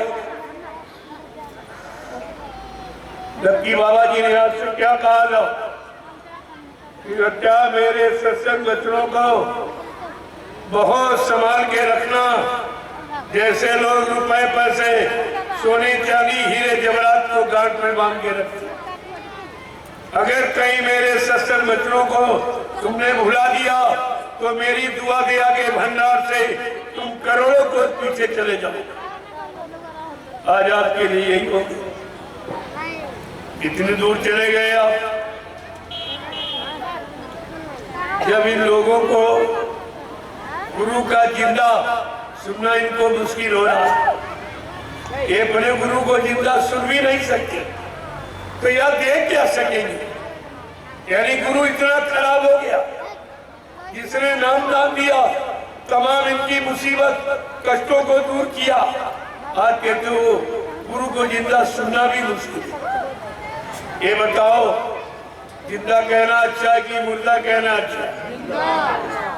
यहाँ तो सबको जिंदाबाद के नारे से जो चले गए शरीर से, हजारों वर्ष हो गए, उनको भी जिंदाबाद के नारों से विभूषित किया जा रहा है। और ये ऐसे चेले हैं, ऐसे शिष्य हैं जो अपने गुरु को जिंदा सुन भी नहीं सकते। इनका क्या होगा आगे आने वाले समय में? इन्हें कौन माफी दे? क्योंकि इनको मालूम नहीं है। धर्मशास्त्र के पन्ने खोल के देखो क्या लिखा है, ये जन गुरु निंदा करेगी, ते चमगादड़ है बहुत नहीं। जो गुरु की निंदा करता है या गुरु को झूठ बोलने वाला, वादा खिलाफी करने वाला, दगेबाजी करने वाला सिद्ध करता है, वो मानो चमगादड़ की योनि में जन्म लेता है। चमगादड़ एक पक्षी जिसकी सूरन निकलते आंख बंद हो जाता, इतना नारकी पाती है कि भगवान सूर्य का दर्शन भी नहीं कर सकता, और पूरे दिन पेड़ में उल्टा टंगा रहता। ये सजा, भोजन पानी कुछ नहीं, पूरे दिन उल्टा टंगा रहता पेड़ में। ये सजा है। क्या तुम लोग यही सजा पाने के अधिकारी बनने जा रहे हो, या इसी योनि में जन्म लेने की तैयारी कर रहे हो? आखिरकार तुम कर क्या रहे हो? जरा अपनी करनी पर विचार करो, तुम ये कर क्या? अगर आपने बात मानी होती तो प्रेमियों, इतना किसी ने समझाया नहीं जितना बाबा जय गुरुदेव जी महाराज ने समझाया।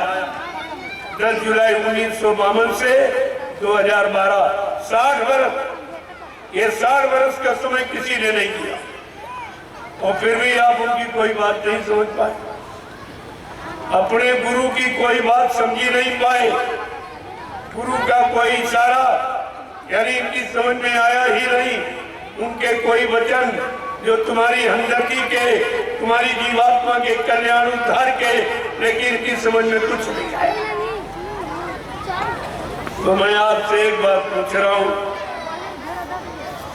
कि अगर बात संतों की मानी जो होती, अगर बात संतों की मानी जो होती, तो सिर पे तुम्हारे मुसीबत न आती, तो सिर पे तुम्हारे मुसीबत न आती।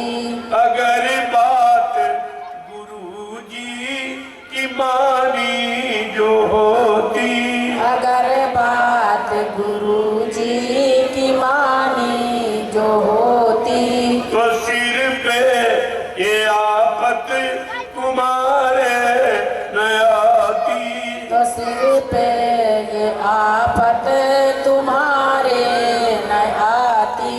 सभी देशवासी ये भाई है अपने, सभी देशवासी ये भाई हैं अपने, तो फिर बैर की नीति ठानी क्यों तुमने, तो फिर बैर की नीति ठानी क्यों तुमने। प्रेमियों दोनों तरफ से, चाहे शरीर से समझो, ये शरीर परमात्मा खुदा का बनाया, किसी विज्ञान इंसान ने कोई शरीर नहीं बनाया।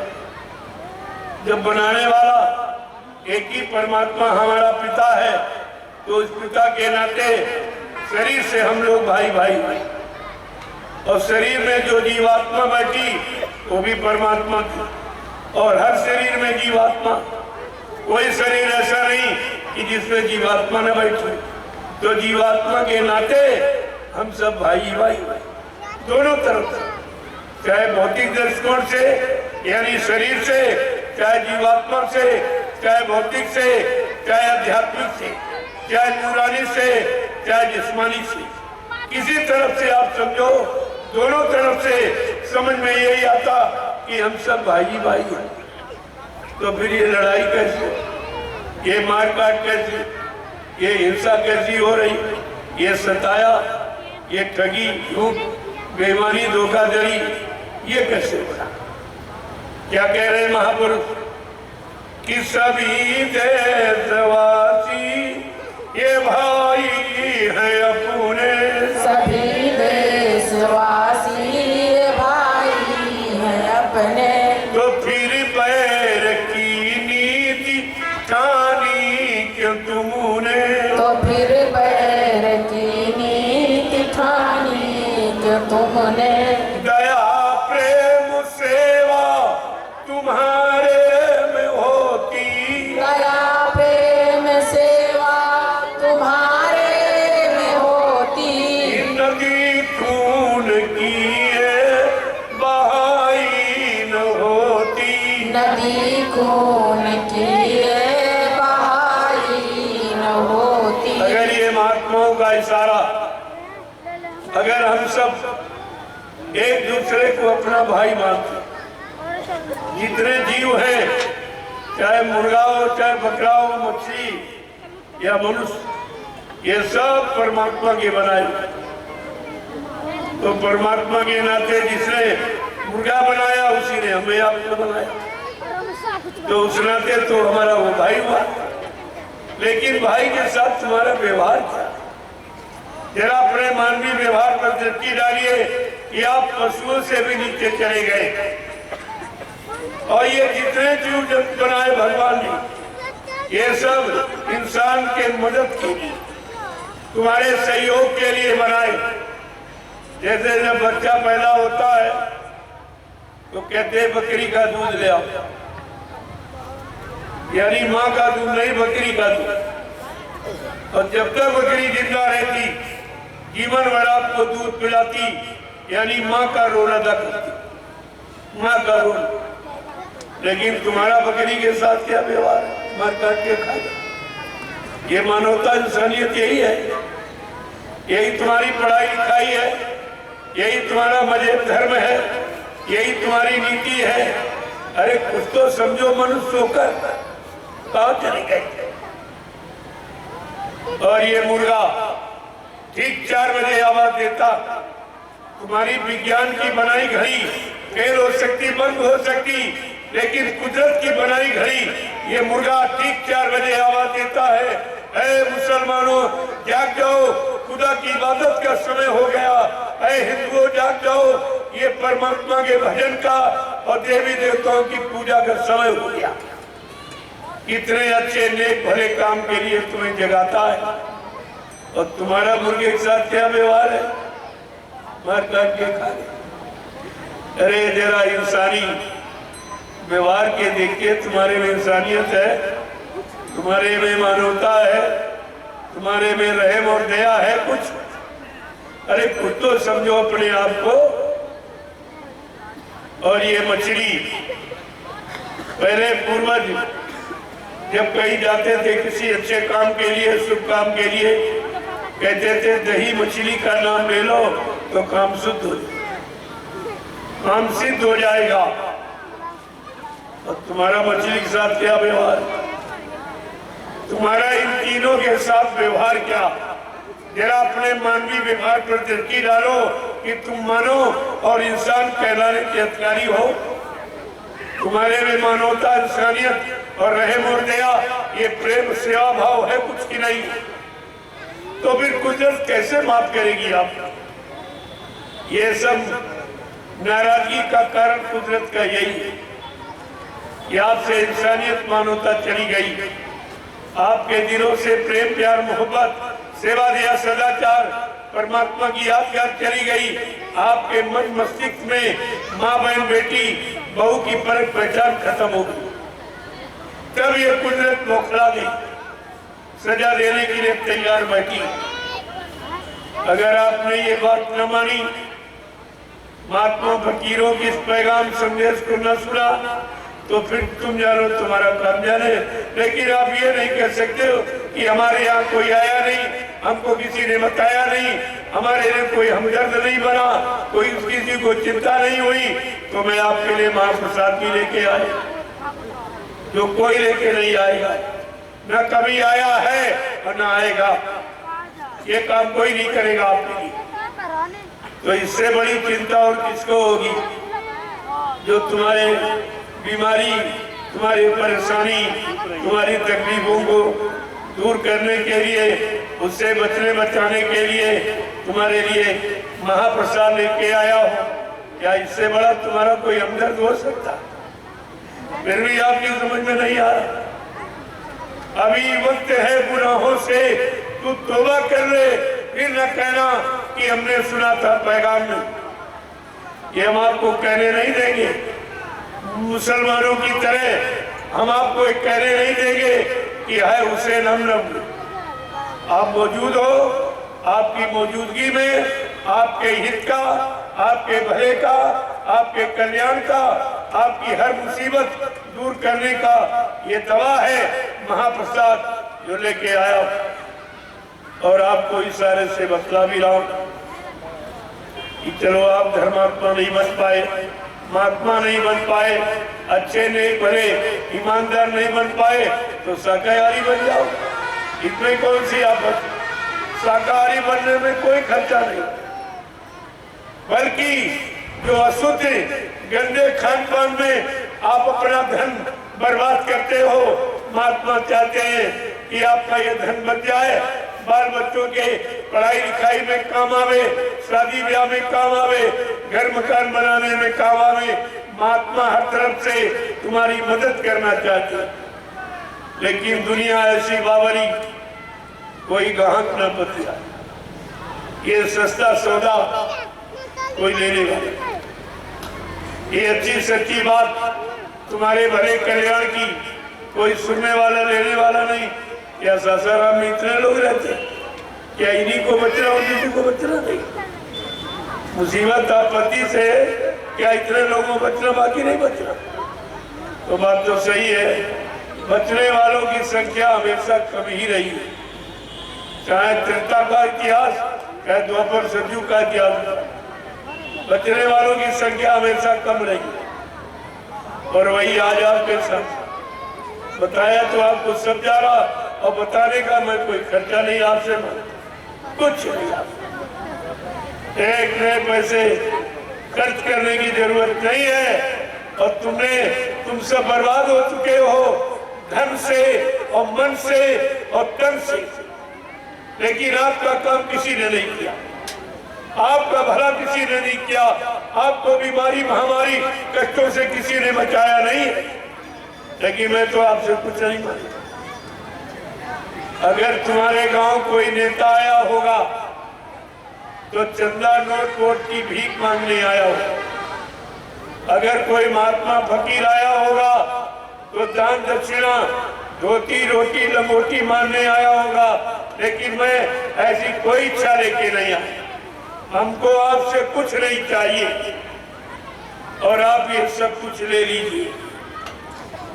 ये अंतिम सद्गुरु का आदेश है, उनके आदेश को पालन कर लीजिए। आपका भला हो जाए, आपका कल्याण हो जाए। मैं आगे बहुत बारी बाबा जी ने पहले इशारा किया, सन 80 से बराबर जानकारी आपको दे रही कि बड़ी बड़ी बीमारियां होंगी, एक ही दवा 100 में न मिलेगी, लाशें सड़े पड़ेगी, घर घर में उठाने वाले मिले ना यार, जमाना बदलेगा।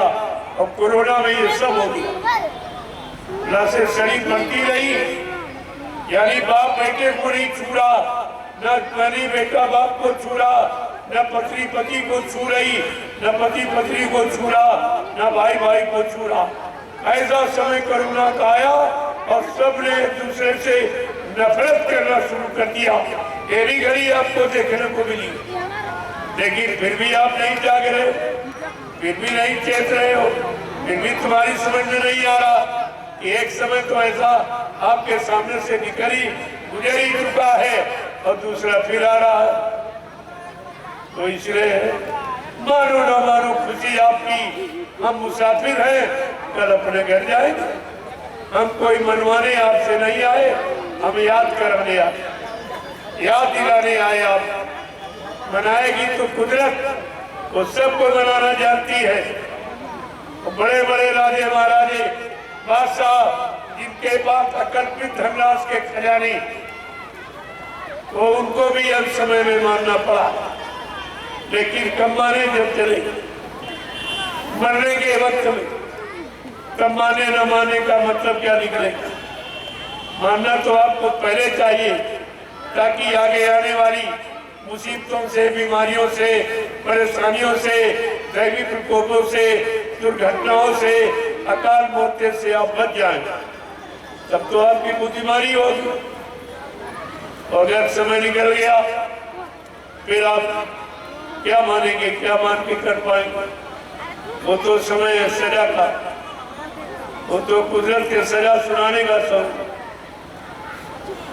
इसलिए महापुरुष समझा के कह रहे हैं कि घट घट में इंसान के रहता भगवान, घट घट इंसान में रहता भगवान, और इसकी नहीं तुमको है कोई पहचान, इसकी नहीं तुमको है कोई पहचान। अगर दिल भवन में सफाई जो होती, अगर दिल भवन में सफाई जो होती, तो मंदिर ये मस्जिद बनाई न होती, तो मंदिर मस्जिद बनाई न होती। देखो महात्मा क्या कह रहे हैं, तुम गलती करते हो इस मनुष्य रूपी मंदिर में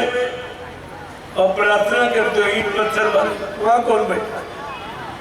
वहां कौन तुम्हारी फरियाद सुनेगा? कौन तुमको माफी देगा? जहां बेदर्द हाकिम वहां फरियाद क्या कर? गलती इसमें करते हो शरीर में, जितने बुरे कर्म, पाप कर्म, गंदा खान पान, ये सब इसी मनुष्य रूपी मंदिर में करते हो और माफी मांगने जाते हो ईट पत्थर वाले मंदिर। वहां तुम्हारी कौन सुने? वहां कौन माफ करने वाला बैठा? अगर बैठा होता अब तक सब माफी मिल गई होती। जब तुम्हारी समझ में संत महात्मा फकीरों की बात नहीं आई, इस जट्टा की ममता से तुम दूर नहीं हो पाए, तो कुदरत को फैसला लेना पड़ा। क्या कुदरत ने फैसला लिया कि अब की बार तुम्हारे मंदिर, मस्जिद, गिरजाघर, गुरुद्वारों में सब में ताले लगा दिए? क्या ऐसा कभी हुआ है? किसी युग में हुआ ये है कलयुग। जाने जो कलयुग जा रहा है ये कैसे कैसे काम कर रहा कि सारे धर्म स्थलों में जहाँ तुम पूजा पाठ करने जाते थे वहां सब में ताले लगा दिए गए और सरकार ने ताले लगवा दिए। पंडा, पुजारी, मुल्ला, मौलवी चिल्लाते रहे कि जिन्होंने ताले लगवाए भगवान खुदा उनको नष्ट नाबूद कर देगा, उनका विनाश हो जाएगा। तो हमने कहा उनको तो जुकाम तक नहीं हुआ, उनको किसी को जुकाम तक नहीं हुआ, तो तुम कह रहे हो इनका विनाश हो जाएगा। अरे वहां कोई होगा तो विनाश करेगा, जब वहां कोई है ही नहीं तो तुम्हारा नुकसान और भला कर ही कौन सकता वहां। ये तुम्हारी अज्ञानता थी जिसको आप नहीं समझ पाए हो, और धर्मशास्त्र बराबर यादगार कराते रहे। आप धर्मशास्त्रों को भी बदनाम नहीं कर सकते हो। साफ साफ लिखा है, ना हम बसामी वैकुंठे योगिना हृदय नचा मम भक्त्वा यत्र गायन्ति तत्र तिष्ठामि नारदा। हे नारद, मैं यहाँ कहीं नहीं रहता हूँ। भगवान क्या कह रहे हैं? अरे नारद जी, मैं यहाँ कहीं नहीं रहता हूँ जहाँ तुम हमको खोदते हो, न पानी में, न पत्थर में, न कागज में। मैं तो आत्मा रूप में तुम्हारे सबके अंदर बैठा हूँ, क्योंकि आत्मा परमात्मा का अंश। आत्मा रूप में मैं तुम्हारे सबके अंदर, अंश रूप में तुम्हारे सबके अंदर बैठा हूँ। लेकिन ये अंश अंशी को कैसे मिलेगा? जैसे गंगा की बूंद आप ले आओ, हथेली पर रखे कोई गंगा की बूंद, तो सुनने वाला कहेगा अगर गंगा की बूंद है तो गंगा में चली जाए, लेकिन जा अलग हो चुकी, अब ये जा नहीं सकती। हाँ, अगर गंगा नहाने वाला जो रोज गंगा नहाने जाता हो, अगर उसको आप बूंद दे दो और वो बूंद ले जाके अगर गंगा में डाल देगा तो बूंद गंगा ही हो जाएगी, वो गंगा ही हो जाएगी। ठीक इसी प्रकार संत महात्माओं के हाथ अगर तुम अपनी जीवात्मा को सौंप दो और वो अगर परमात्मा में मिला देंगे तो ये जीवात्मा परमात्मा रूप ही हो जाएगी। ये सब काम तुम्हारा संत महात्मा ही कर सकते हैं, ये काम किसी के बस का नहीं। और आपने संतों की शरण छोड़ दी, उनका दरबार छोड़ दिया। और बाबा जी ने आपसे क्या कहा था? मेरे बारे में कोई कुछ भी कैसा भी कहे, लेकिन तुम मानना मत। इन राजनीति नेताओं में मुझे मारने के लिए कसर नहीं रखी, लेकिन मैंने चैलेंज के साथ कहा, बच्चा, ना मुझे कोई मार सकता, ना मुझे कोई धोखा दे सकता, ना मुझे कोई धन दौलत सामान से खरीद सकता। मैं अपना काम करने आया हूँ, काम करके ही जाऊंगा। लेकिन आप इमरजेंसी को याद करो। जो पुराने प्रेमी होंगे, नामदानी, वो समझते होंगे जब बाबा जी उस समय कांग्रेस का शासन था, मुसम्मत प्रधानमंत्री थी, बाबा जी ने उसके हित के लिए कहा बच्ची, ये नसबंदी गर्भपात, ये घृत योजना है, ये भ्रूण हत्या है, इसको बंद कर दो। ना तो 350 वर्ष मुसलमानों ने राज किया हिंदुस्तान पर, उन्होंने भी गर्भपात नसबंदी जैसी घृत योजना को कभी लागू नहीं किया। उन्हें 200 वर्ष अंग्रेजों ने राज किया इसी हिंदुस्तान पर, उन्होंने भी गर्भपात नसबंदी जैसी घृत यानी योजना भ्रूण हत्या का उन्होंने भी नहीं कराई, और जितना ये इन लोगों ने कर डाला। और तुम्हारे शासन का पासा पलट जाएगा। सत्य बात कहने पर वो मुसलमान प्रधानमंत्री नाराज हो गई, उसने बाबा जी को अकारण 29 जून 1975 को जेल में बंद कर दिया और दबाव डाला कि आप अपने शिष्यों भक्तों से हमारा प्रचार करा दीजिए, आपको बहुत सा रुपया पैसा दूंगी और एक हेलीकॉप्टर दूंगी। बाबा जी ने कहा, अरे होश में है, तू किससे बात कर रही है? अगर तुझको अपनी अमीरी पर गर्व है तो मुझको अपनी फकीरी पर नाज है। मेरा जेल में आने का मुहूर्त है। देखो महात्मा मुहूर्त बता रहे का मेरा जेल में आने का मुहूर्त। तू मुझे इस शरीर जिस्म को कहीं बंद कर दी, लेकिन इसको चलाने वाली चेतन जीवात्मा वो मेरी है। मैं उसको निकाल कर कहीं ले जाऊंगा और तू पता नहीं लगा पाएगा। ऐसा कहने पर वो बहुत नाराज हो गई। उसने बाबा जी को बेड़ी हथकड़ी पहरा दी, बीच में डंडा लगा दिया। ये सजा चोर डकैत कतली को दी जाती जो सम्राट महापुरुष को दी जाती। और बाबा जी ने कहा, जो हमसे टकराएगा वो चूर चूर हो जाएगा। इस पर वो मुसलमान प्रधानमंत्री और नाराज हो गई। उसने बाबा जी को एक कटघरे में बंद कर दिया 6 महीने के लिए। कहा, इनको न भोजन पानी मिलेगा न हवा प्रकाश, ये बाबा मर जाएंगे। मार डालने के लिए पूरा प्रयास। और वो कटघरा उत्तर प्रदेश की जिला जेल रातों रात हेलीकॉप्टर के द्वारा कभी जिले की जेल में, कभी उस जिले की जेल में, कभी जिले की। जब 6 महीने पूरे हो गए, इन लोगों ने समझ लिया कि अब तो बाबा मर गए होंगे, तो वो कटघरा दिल्ली के तिहाड़ जेल में खोला गया। जब कटघरा खोला गया, एक भव्य प्रकाश निकला। बाबा जी साधना लीन और कपड़े एकदम प्रेस किए। ये चमत्कार देखकर जेल के कर्मचारी अधिकारी घबरा गए। उन्होंने मुसलमान प्रधानमंत्री के पास सूचना भेजी कि बाबा जी मरे नहीं, बल्कि ऐसा ऐसा चमत्कार हुआ। वो मुसलमान सुनकर इतनी घबरा गई और अपने गुरु देवराबा बाबा के पास गई। कहने लगी, महाराज ये जय गुरुदेव नाम के महात्मा कौन है, क्या है?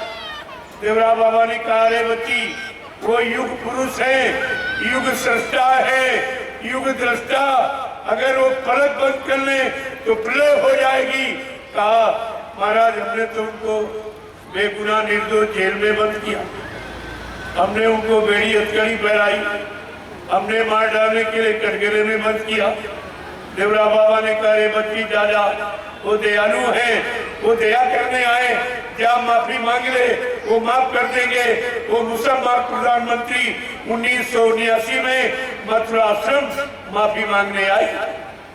80 मिनट चरणों पर सिर को रख के रोती रही, कहती, जी महाराज माफ कर दीजिए, हमारे गुनाह माफ कर दीजिए, मैं आपको पहचान नहीं पाई हूँ, क्षमा कर दीजिए, आप माफ कर सकते हो।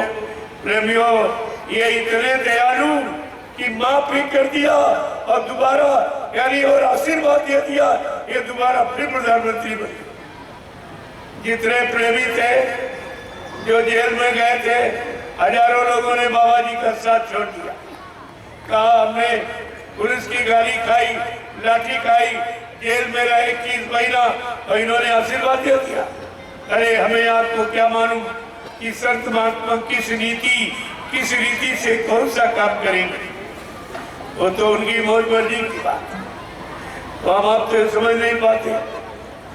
ये तो परिवर्तन की आवाज है प्रेमियों, ऐसे कटने वाली नहीं कोई काट देगा और आपको ये सब दिखा के।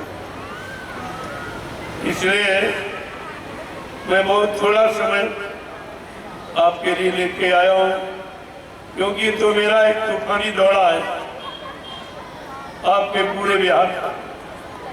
2 महीने में पूरा बिहार भ्रमण करूंगा और ये जानकारी सब बाबा जी के वचनों की, बाबा जी के वादों की उनकी संकल्प प्रतिज्ञा की पूरी जानकारी दूंगा, ताकि कोई प्रेमी ये न कहे कि हमको किसी ने बताया नहीं था।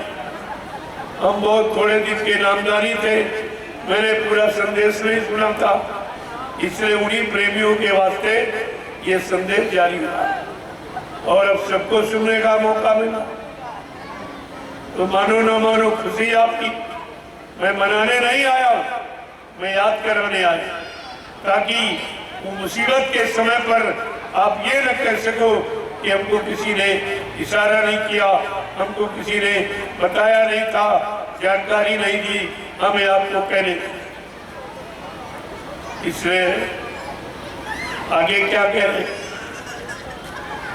कि सभी धर्म ग्रंथों का है एक कहना, सभी धर्म ग्रंथों का है एक कहना, बनो शाकाहारी सदाचारी रहना, बनो शाकाहारी सदाचारी रहना।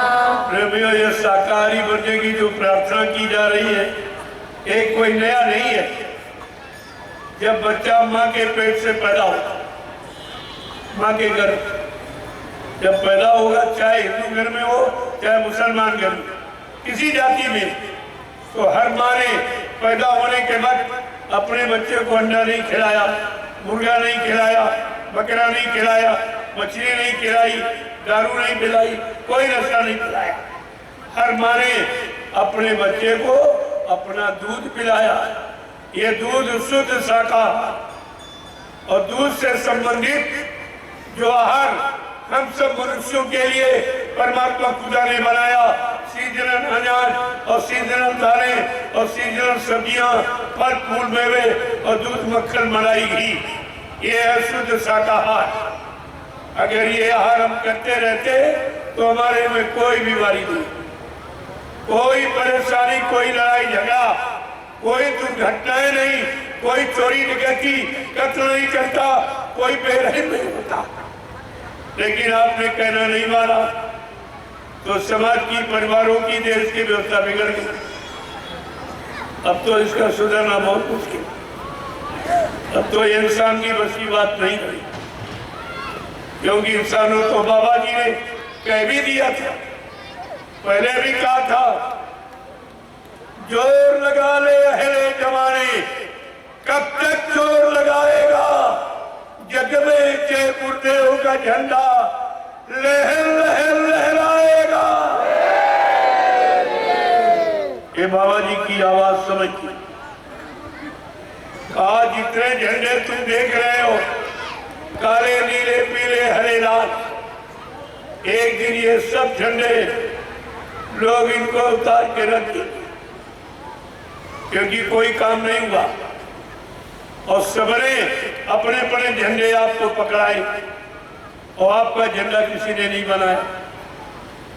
जबकि 80% भूमि जोतक खेतिहर काश्तकार संगठन देश है, यानी कृषि प्रधान देश है, जिनकी इतनी बड़ी संख्या, तो यही सरकार बनाने वाले सरकार ने, किसी भी सरकार ने ना इनका संगठन बनाया और ना इनका झंडा बनाया।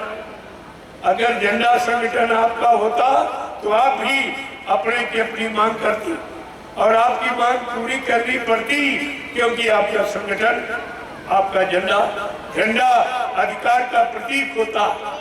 अपना अधिकार मांगने का झंडा एक अधिकार है और इन लोगों ने जानबूझकर तुम्हारा कोई झंडा नहीं बनाया कि नहीं, ये भारी संख्या में अधिकार मांगने लगेंगे तो हमको इनको अधिकार देना पड़ेगा। लेकिन तुम पढ़े लिखे बुद्धिमान होकर ये नहीं समझ पाए कि तुम्हारा झंडा क्यों नहीं बनाया, और ये लोग समय समय पर अपना झंडा पकड़ा देते, तुम उन्हीं का झंडा पकड़कर और मरीज बनकर जिंदाबाद मुर्दाबाद चिल्लाते रहते हो। तुम्हें क्या मिला? कुछ मिला तुमको? अरे तुम्हें कुछ मिला? तुम्हारा कोई काम हुआ? तुम्हारी कोई व्यवस्था बनी? तुम्हें कोई अधिकार मिला? सब। इसलिए बाबा जी ने, जब बाबा जी के पास लोग गए, कहे महाराज ये नेता कोई बात नहीं सुनते, चंदा नोट वोट के समय आ जाते और इसके बाद 5 साल में दिखाई नहीं देते। कहा बच्चा जब तुम जान गए हो ये तुम्हारी नहीं सुनते तो तुम इनकी क्यों सुनते? क्या भगवान ने तुमको बुद्धि नहीं दी? क्या तुम बुद्धि से नहीं सोच सकते? फिर तुम इनकी क्यों सुनते हो? अगर एक बार तुम इनकी सुनना बंद कर दो तो इनको अकल आ जाए कि भारत की जनता जाग गई। जाग गई। और ये जब नहीं जगी, जब भारत की जनता नहीं जगी थी तो 350 वर्ष मुसलमानों ने राज किया। जब भारत की जनता फिर सो गई और फिर नहीं जगी तो मुट्ठी भर अंग्रेज 250 वर्ष तुम्हारे पर शासन कर गए और फिर तुम सो रहे हो और फिर 70 साल से ये तुम्हारे पर शासन कर रहे। तुम्हारे सोने का, तुम्हारी अज्ञानता का, तुम्हारी नासमझी का, न जानकारी होने के कारण ये सब तुम्हारे पर हो रहा और तुम अभी नहीं सोच पाए। तो तुम्हारी पढ़ाई लिखाई किस का? तुम्हारे डिग्री, डिप्लोमा, अधिकारी और कर्मचारी और डीएम, एसपी बनने का क्या मतलब निकला जब तुमको कोई अधिकार ही नहीं है? इसलिए बाबा जी ने आपका जन्म इन भूमि जोतक खेती और काश्तकारों का कब बनाया? 10, 11, 12 सितंबर 1987 ग्राम देवलखा, तहसील केसरगंज, जिला बहराइच, उत्तर प्रदेश में भूमि जोतक खेतिहर का संगठन की आधारशिला रखी। और आखिरी दिन बाबा जी ने क्या कहा था? ऐ भूमि जोत को, अगर तुमने विश्वास के साथ अपना ये झंडा पकड़ लिया भूमि जोतक खेतिहर काश्तकार संगठन का, तो मैं ये वादा करता हूँ कि हिंदुस्तान में जितने काले, नीले, पीले, हरे, लाल झंडे लिए घूम रहे, ये अपने बड़े झंडों को फेंक कर अगर तुम्हारे भूमि जोतक खेतिहर काश्तकार संगठन के झंडे के नीचे अगर ना आ जाए तो इस बाबा को बाबा मत कहना। ये कितना बड़ा वादा था, ये गुरु की कितनी बड़ी सच्चाई थी। तुमने अपने गुरु की सारी सच्चाई पानी में डाल दी। अब तुम रो रहे, चिल्ला रहे, तुम्हारी कोई सुनने वाला नहीं, क्योंकि तुमने संत महापुरुषों की बात नहीं मानी, उनकी बात नहीं सुनी, उनका समाधान आपने नहीं समझा। अब तो तुम परेशानी परेशान हो। महात्मा तो हर समय तुम्हारी मदद ही करना चाहते। क्यों? परमार्थ के कारण साधु नराधम, परमार्थ समाज देश धर्मी संत महात्मा मानवतम धारण कर। उनका काम केवल समाज की सेवा, देश की सेवा, धर्म की सेवा, न्याय सुरक्षा, रोजी रोटी दिलाने की सेवा, उनका यही काम है। और आज भी आपके सामने उसी काम का संकल्प लिया गया और तुमने उन्हीं को झूठा कह दिया और संकल्प पूरा नहीं हुआ और तुम कह रहे हो बाबा जी मर के चले गए। इसका मतलब ये है कि काम कभी नहीं होगा, फिर तुमको सुख शांति कभी नहीं मिलेगी। और तुमने जो प्रचार किया उसका क्या होगा? तुमने गांव-गांव, शहर कस्बों की गलियों में आपने प्रचार किया है कि विश्व को सुख शांति जय गुरुदेव नाम से मिलेगी और विश्व को सच्ची सुख शांति बाबा जी से मिलेगी। और उन्हीं को कह रहे हो मर के चले गए, तो विश्व को सच्ची सुख शांति कौन देगा? ये काम कौन करेगा? ये वादा कौन पूरा करेगा? आपको इस पर विचार करना है, लेकिन तुम्हारे पास कोई वचन नहीं है तो लोगों ने उसका फायदा उठा लिया।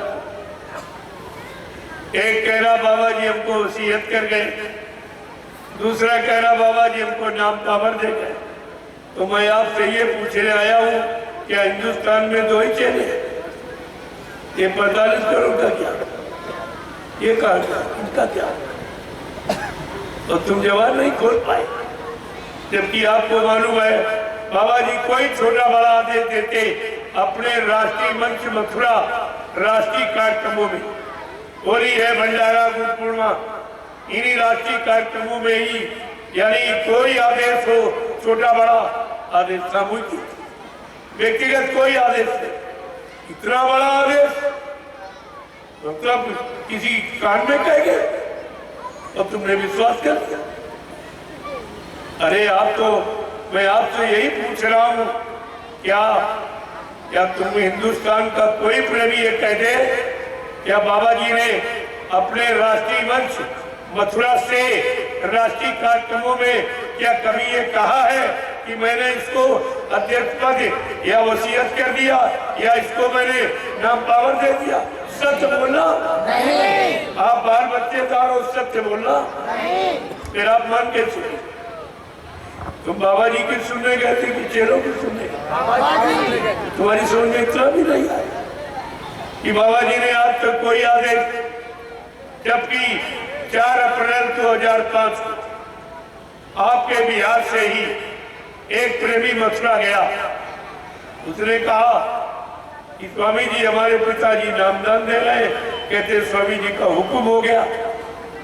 बाबा जी ने तुरंत हस्तलिखित पत्र भारत की समस्त संगतों को भेजा कि मैंने आज तक किसी को 4 अप्रैल 2005 को ये लिखित आदेश भेजा, मैंने आज तक किसी को भी हिंदुस्तान में नामदान देने का ना मैंने कोई अधिकार दिया, ना हमारी कोई अभी ऐसी वोट। 2010 में बाबा जी ने फिर एक आदेश जारी किया कि बच्चा मैंने आज तक जितने आदेश दिए सारे आदेशों को निरस्त कर रहा हूँ, ना मेरे यहाँ कोई अध्यक्ष बनेगा, ना मंत्री बनेगा, ना वक्ता प्रवक्ता बनेगा। सब लोग सेवादार बनो, बजरंगी बनो। परिवर्तन सेवादारों से, बजरंगियों से होगा, अध्यक्ष मंत्रियों से, वक्ताओं से, नेताओं से। धार्मिक धरा पर न कभी परिवर्तन हुआ और न कभी होगा। ये आप सब भूल गए आदेश। 2011 में पुनः बाबा जी ने फिर एक आदेश जारी किया कि मैंने हिंदुस्तान में बच्चा किसी को भी नामदान देने का कोई आदेश नहीं दिया, हमारी कोई ऐसी मौज नहीं, क्योंकि अभी नामदान देने के काबिल कोई नहीं। जो 7 जन्म आगे 7 जन्म पीछे जीवों के पाप कर्मों को धोना जानता है, अपनी जीवात्मा को जगा देगा, वो नामदान दे। ऐसे नामदान हंसी मजाक का नहीं होता। जैसे एक ने हल्ला मचा दिया, तुमरा पीछे दौड़ पड़े नामदान हो रहा ना। अरे पहले कहा भाई कौन सा नामदान दे रहा, कौन सा नाम दे रहा नामदान? अरे बाबा जी ने जो 5 नाम दिए हैं, क्या उसके अलावा कोई 6वां 8वां 7वां नाम दे रहा? जो कह रहे हो नामदान दे रहा, वो तो पहले भी सुनाता था, आज भी सुना रहा। जब बाबा जी नामदान देते बाद में कहते थे इसे कि तू समझा दे, तब ये समझाने में क्या कहता था, अखबार वालों आप इस नामदान को छापना मत, और जो नए प्रेमी आए हैं कागज लिखा मिल जाए तो ले लेना, या लिख करके याद कर लेना, कागज फाड़ के जला देना, किसी को दिखाना मत। अगर किसी नए को तुम बताओगे तुम्हारा नुकसान हो जाएगा, उसका कोई फायदा नहीं होगा। ये सबको बताता रहा और अपना वही काम शुरू कर दिया। सबको समझाता रहा, बताता रहा गुरु की बात, अपना खुद वही काम करने लगे। और तुम ये भी भूल गए, ये तो काम पहले भी करता था और ये कहता था, लेकिन ये तुम भूल गए उसने कहा क्या था। इसलिए ये नामदान ये हंसी मजाक का विषय नहीं बचा। ये तो जो अपनी जीवात्मा को जगा लेगा, परमात्मा से मिला लेगा, जो जीव के 7 जन्म आगे 7 जन्म पीछे जीव के पाप कर्मों को धोना जानता है, वो नामदान। ऐसे थोड़ी हो जाए तो तुम्हारे पास तो कोई वचन नहीं। जब कोई वचन आपके पास गुरु का नहीं है, सत्संग वचन कोई नहीं, इसीलिए आप शंका संदेह बोल ब्रह्म से बच नहीं पाए, कभी आप शंका में चले। जय गुरुदेव, जय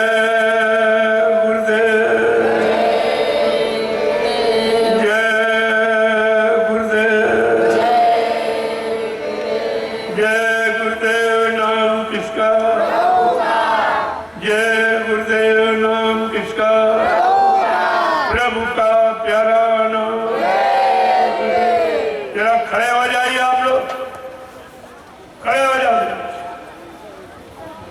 देखो पीछे भी नहीं खड़े हो। जब तुम खड़े नहीं हो पा रहे तो चलोगे क्या, और चलोगे नहीं तो पहुंचोगे। ये इशारा तुम्हारी समझ में नहीं आया। वैसे खड़े तो रोज ही होते, बैठते भी रोज, लेकिन खड़े होने का मतलब क्या है? किसी अच्छे सच्चे काम के लिए खड़े हो, और बैठो तो भजन पूजन के लिए बैठो।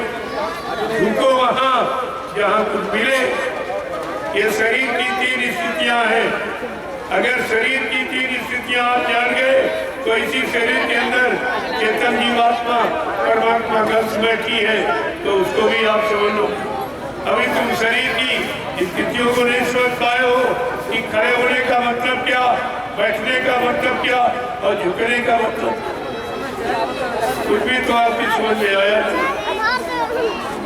इसलिए प्रेमियों, अब मैं आपका दर्शन, सबका दर्शन करूंगा, सबको प्रणाम करूंगा और सबको महाप्रसाद। ये तीनों काम हिंदुस्तान में कहीं नहीं मिलेंगे। तुम कहीं चले जाओ, ये तीनों काम कहीं नहीं। तुम्हारे हित के, तुम्हारे भले के, तुम्हारे सम्मान के, ये तीनों काम कहीं नहीं। मैं आपका दर्शन करूंगा और आपको प्रणाम करूंगा।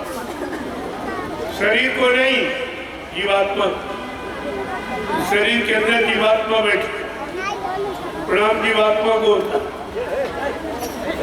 तो सबको प्रणाम और सलाम।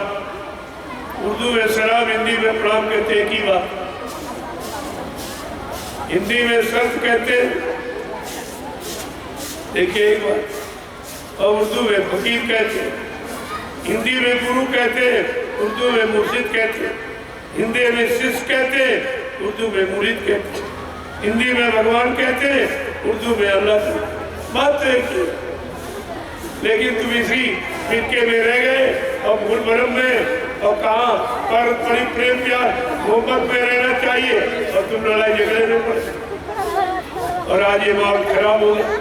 पिता पुत्र में लड़ाई झगड़ा, देखिए पिता पुत्र में लड़ाई झगड़ा, भाई भाई में लड़ाई झगड़ा, पत पत्नी में लड़ाई झगड़े, जात पातियों में, हिंदू मुसलमानों में, सिख ईसाइयों में, ब्राह्मण क्षत्रिय में, सज्जनों में, राजा और रैयत में, यहाँ तक मंदिर और मस्जिद में भी झगड़ा। इतना खराब समय आ गया। ये झगड़ा देने कोई अच्छा काम है? अरे आपस में कौन लड़ते हैं? जिनके सिर पर सींग और पीछे पूंछ होती वो लड़ते, और तुम्हारे न सींग है न पूंछ, तुम लड़ रहे हो। तो कुदरत के नियम को भी एकदम यानी खर्च करती। अपने यहाँ लड़ते वही जिनके सिर पे सींग होते हैं, पीछे पूंछ, और तुम्हारे न सींग न पूंछ, और फिर भी तुम लड़ रहे हो, झगड़ रहे हो वापस। तो ये माहौल खराब हो गया। इससे आपका पारिवारिक जीवन, सामाजिक जीवन, व्यवहारिक जीवन कष्ट में, मुसीबतों में, बीमारी महामारियों में, लड़ाई झगड़ों में, दैवी प्रकोपों में, दुर्घटनाओं में, अकाल मौत में चला गया। अब इससे बचाना और बचना किसी के बस की, बिना संत महापुरुषों के, बिना फकीरों के, ये आपकी मदद इमदाद कोई नहीं। जय गुरुदेव, जय गुरुदेव, जय गुरुदेव, जय गुरुदेव नाम किसका, जय गुरुदेव नाम किसका, जय गुरुदेव नाम किसका, प्रभु का प्यारा नाम। जोर से बोलो, सब मिल बोलो, बोलना होगा, अभी से बोलो, दुख दर्द हरेंगे, सब कष्ट मिटेंगे, सुख शांति भी देंगे।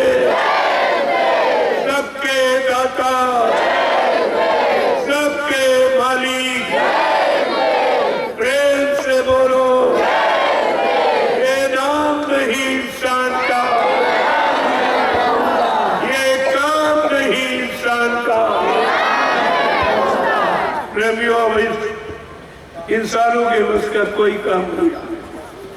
70 साल की आजादी, ये सब प्रमाण दे रही, कुछ नहीं किया। नेता भाषण देते रहे, महात्मा प्रवचन करते रहे, काम कुछ नहीं। न राजनीति का काम, न धर्मनीति का, दोनों खत्म हो गए। इसलिए अब समय खराब आ गया। उस खराब समय से बचाने के लिए बाबा जैन बुद्धदेव जी महाराज ये संदेशा आपके लिए निकाला है, आपके लिए सोचा है और आपके पास पहुंचा, बराबर पहुंचाया जाए। जानकारी आपको बराबर दी जा रही है, मानना न मानना तो आपके पास। अभी आपने मुसीबत कहाँ देखी, अभी तुमने बीमारी महामारी कहाँ देखी जो आगे आने वाली। अगर आप शाकाहारी ना हुए तो सब मुसीबतें तुम्हारे पर एकदम बरसात की तरह बरस पड़ेगी, फिर आपका इनसे बचना बड़ा मुश्किल होता है। इसलिए मैं सबसे प्रार्थना कर रहा हूँ, हिंदू मुसलमान कोई हो, सब हर इंसान इसे प्रार्थना है कि आप लोग सब परिवार शाकाहारी। इतनी प्रार्थना हमारी स्वीकार कर लो ताकि आपका बचाव हो जाए, आपका कल्याण हो जाए, आपके बाल बच्चों का बचाव हो जाए, आपके घर गृहस्थी परिवार की समान। इसलिए मैं आपसे प्रार्थना करूं और प्रार्थना के सिवा और मैं करी करता हूं। मान लोगे तो अच्छा है, नहीं तो तुम जानो, तुम्हारा काम जानो। अब आप प्रसाद ले लीजिए जो आपके लिए लेके आया हूं, जो हिंदुस्तान में पहले भी किसी ने नहीं दिया। और घर चल के और दरवाजे आवाज लगाकर तुमको हिंदुस्तान में किसी ने प्रसाद नहीं दिया। ये भी पहला काम है। ये तुम्हारी हमदर्दी का ये सबसे बड़ा प्रमाण है। इतनी हमदर्दी कोई नहीं रखता जितनी मैं हमदर्दी लेके आपके बीच में आया। तो आप इसको ले लीजिए। अगर आप शाकाहारी रहोगे, ये प्रसाद पूरा काम करेगा। हर सवाल, हर मुसीबत, तकलीफ, बीमारियों में तुम्हारी मदद करेगा। लेकिन ये परहेज है कि आपको अंडे, शराब, मांस, मछली से दूर, दूसरे की निंदा, आलोचना, बुराई, क्रिटिसाइज से दूर, दूसरे के धन, स्त्री और पति से दूर। अगर ये परहेज कर लो, मैं दावे के साथ आपके बीच में कहे जा रहा हूँ, ये जय गुरुदेव नाम और ये प्रसाद आपकी हर वक्त पूरी मदद करेगा, पूरी संभाल करेगा, पूरी रक्षा और हिफाजत करेगा। इसलिए अब इसको ले लीजिए। आप देखो, आपको कोई खर्च नहीं। अब ये प्रेमी मानते नहीं है, कहते हमारा 1 रुपया, 2 रुपया, 10 रुपया ले लो और किसी अच्छे काम में लगा दे। ये कह रहे मेरे पास तो समय नहीं कि घर गृहस्थी परिवार छोड़ के आपके साथ चलूं या इस प्रचार में आपका साथ दूं। तुमने कहा भैया अगर तुम्हारी ऐसी कोई इच्छा, हमको तो कुछ नहीं चाहिए, अगर तुम्हारी ऐसी इच्छा है तो तुम्हारी ये कमाई गाड़ी मैं अच्छे काम में लगा दूंगा और वो नैमिषारण्य में सारी कमाई तुम्हारी लगी। चल के आप देख लीजिए, जो तीर्थों का तीर्थ महातीर्थ है नैमिषारण्य, सीतापुर, उत्तर प्रदेश। राष्ट्रीय स्मारक में जिसका वर्णन तीर्थ पर नैमिष विख्याता अति पुरी साधक सुखदाता। ये तीर्थों का महातीर्थ, तीर्थों का राजा नैमिषारण्य अति पावन पुनीत है। लाभ किसको मिलेगा? जब किसी संत के साधक नाम की साधना करने वहां जाएंगे। 88,000 ऋषियों की वो तपोभूमि है, उसका लाभ उनको मिलेगा। तब ये जमीन का चयन किया गया है और बाबा जी ने, जो पुराने सत्संगी होंगे नामधारी, उनको मालूम होगा 1997 में जब बाबा जी ने गुरु पूर्णिमा का कार्यक्रम नैमिषारण्य में गोमती नदी किनारे किया, तब आखिरी दिन क्या कहा था कि बच्चा ये 88,000 ऋषियों की तपोभूमि है, यहीं से सतयुग के अंकुरन निकलेंगे। आसमान में निकले। अरे सबका आधार जमीन है। उनके उन वचनों के पूरा करने के लिए ये नैमिषारण्य में मैंने आपके गाड़ी कमाई से 250 बीघे जमीन खरीदी। अभी ये 2 महीने के अंदर, ज्यादा समय नहीं हुआ, अभी 2 महीने, ये जो आप हमको जबरदस्ती कहते हो 1 रुपया 2 रुपया 10 रुपया 100 रुपये ले लो, तो हमने आपका वहां लगा दिया है, क्योंकि आगे का समय ऐसा ही आ रहा कि तुम सबको नैमिषारण्य जाना पड़ेगा और तुम्हारी मुसीबत कहीं जा नहीं सकती, तुम्हारे भूत प्रेत कोई उतार नहीं सकता, न ओझा न सोखा कोई। ये सब काम वहां होता है क्यों? वो 88,000 ऋषियों की तपोभूमि है। ऐसी तपोभूमि विश्व में कहीं नहीं है। तो इसलिए जो आप ये जबरदस्ती कहते हो नहीं नहीं ले लीजिए, हमारा लगा दीजिए, तो हमने कहा ठीक है, अगर तुम्हारी इच्छा है तो मैं लगा ही देता हूं। तो इसलिए अब आप साथ ले लीजिए। जय गुरुदेव, जय गुरुदेव, जय गुरुदेव, जय गुरुदेव। नाम किसका? प्रभु का प्यारा नाम। एक सबसे बड़ा आश्चर्यजनक कार्य जो हिंदुस्तान में कोई कर नहीं पाया। सब पार्टियों के पास झंडे और सब मंदिर मस्जिद में झंडे, लेकिन वो झंडा ये काम नहीं कर सकता जो जय गुरुदेव प्रभु नाम का झंडा जो मैंने यहाँ गड़वाया है, आप उसकी परिक्रमा कीजिए। अभी आपको समझा दिया जाए उसके बारे में, उसकी आप परिक्रमा करिए, लेकिन संकल्प लेकर कि आज से मैं पूर्ण शाकाहारी हो जाऊं। तो ये झंडा तुम्हारी तमाम तरह की बीमारी महामारियों में आपकी मदद करेगा और भूत प्रेत में तुम्हारी मदद करेगा। ये झंडे का काम है, ये प्रमाण है। नहीं जिनके पास ये गुरुदेव नाम का झंडा लिए वो भी ये काम करके दिखा दे, मैं उनकी मान लूंगा। नहीं फंसता के आंसू बहा के उन सबको इस झंडे के नीचे आना ही पड़ेगा। ये प्रभु नाम का झंडा, ये किसी आदमी का, किसी राजनीतिक पार्टी का नहीं है, प्रभु नाम का। आपको ऐसा ध्यान में रखना, तो इसकी आप परिक्रमा कर लीजिए।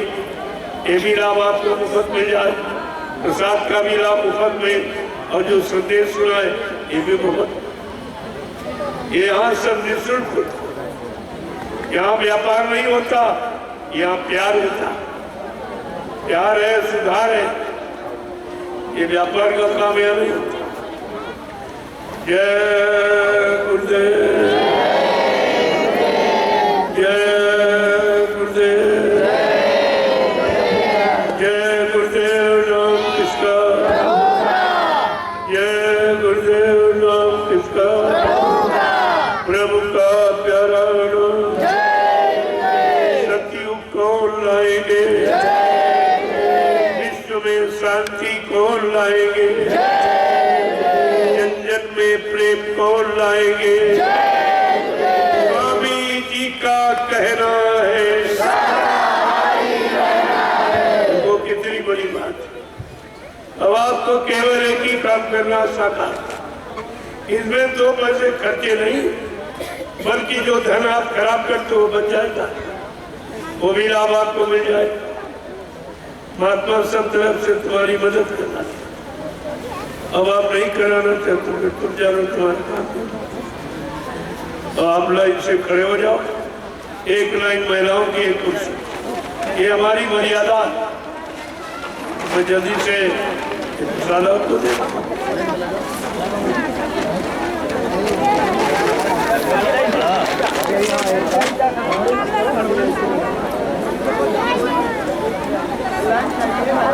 देखो ये जो इलायची दाना ये तो बाजार से खरीदा, अब इसको प्रसाद बना दिया। आप इसकी भी परीक्षा लेके देखें। हमारे यहाँ सब काम प्रमाणित है। इस दरबार में संपूर्ण नाम की कोई चीज नहीं, लेकिन ये है कि आप एक ही नहीं, परहेज आपसे है कि आप शाकाहारी हो जाए, तो ये सब काम आपका हो जाए।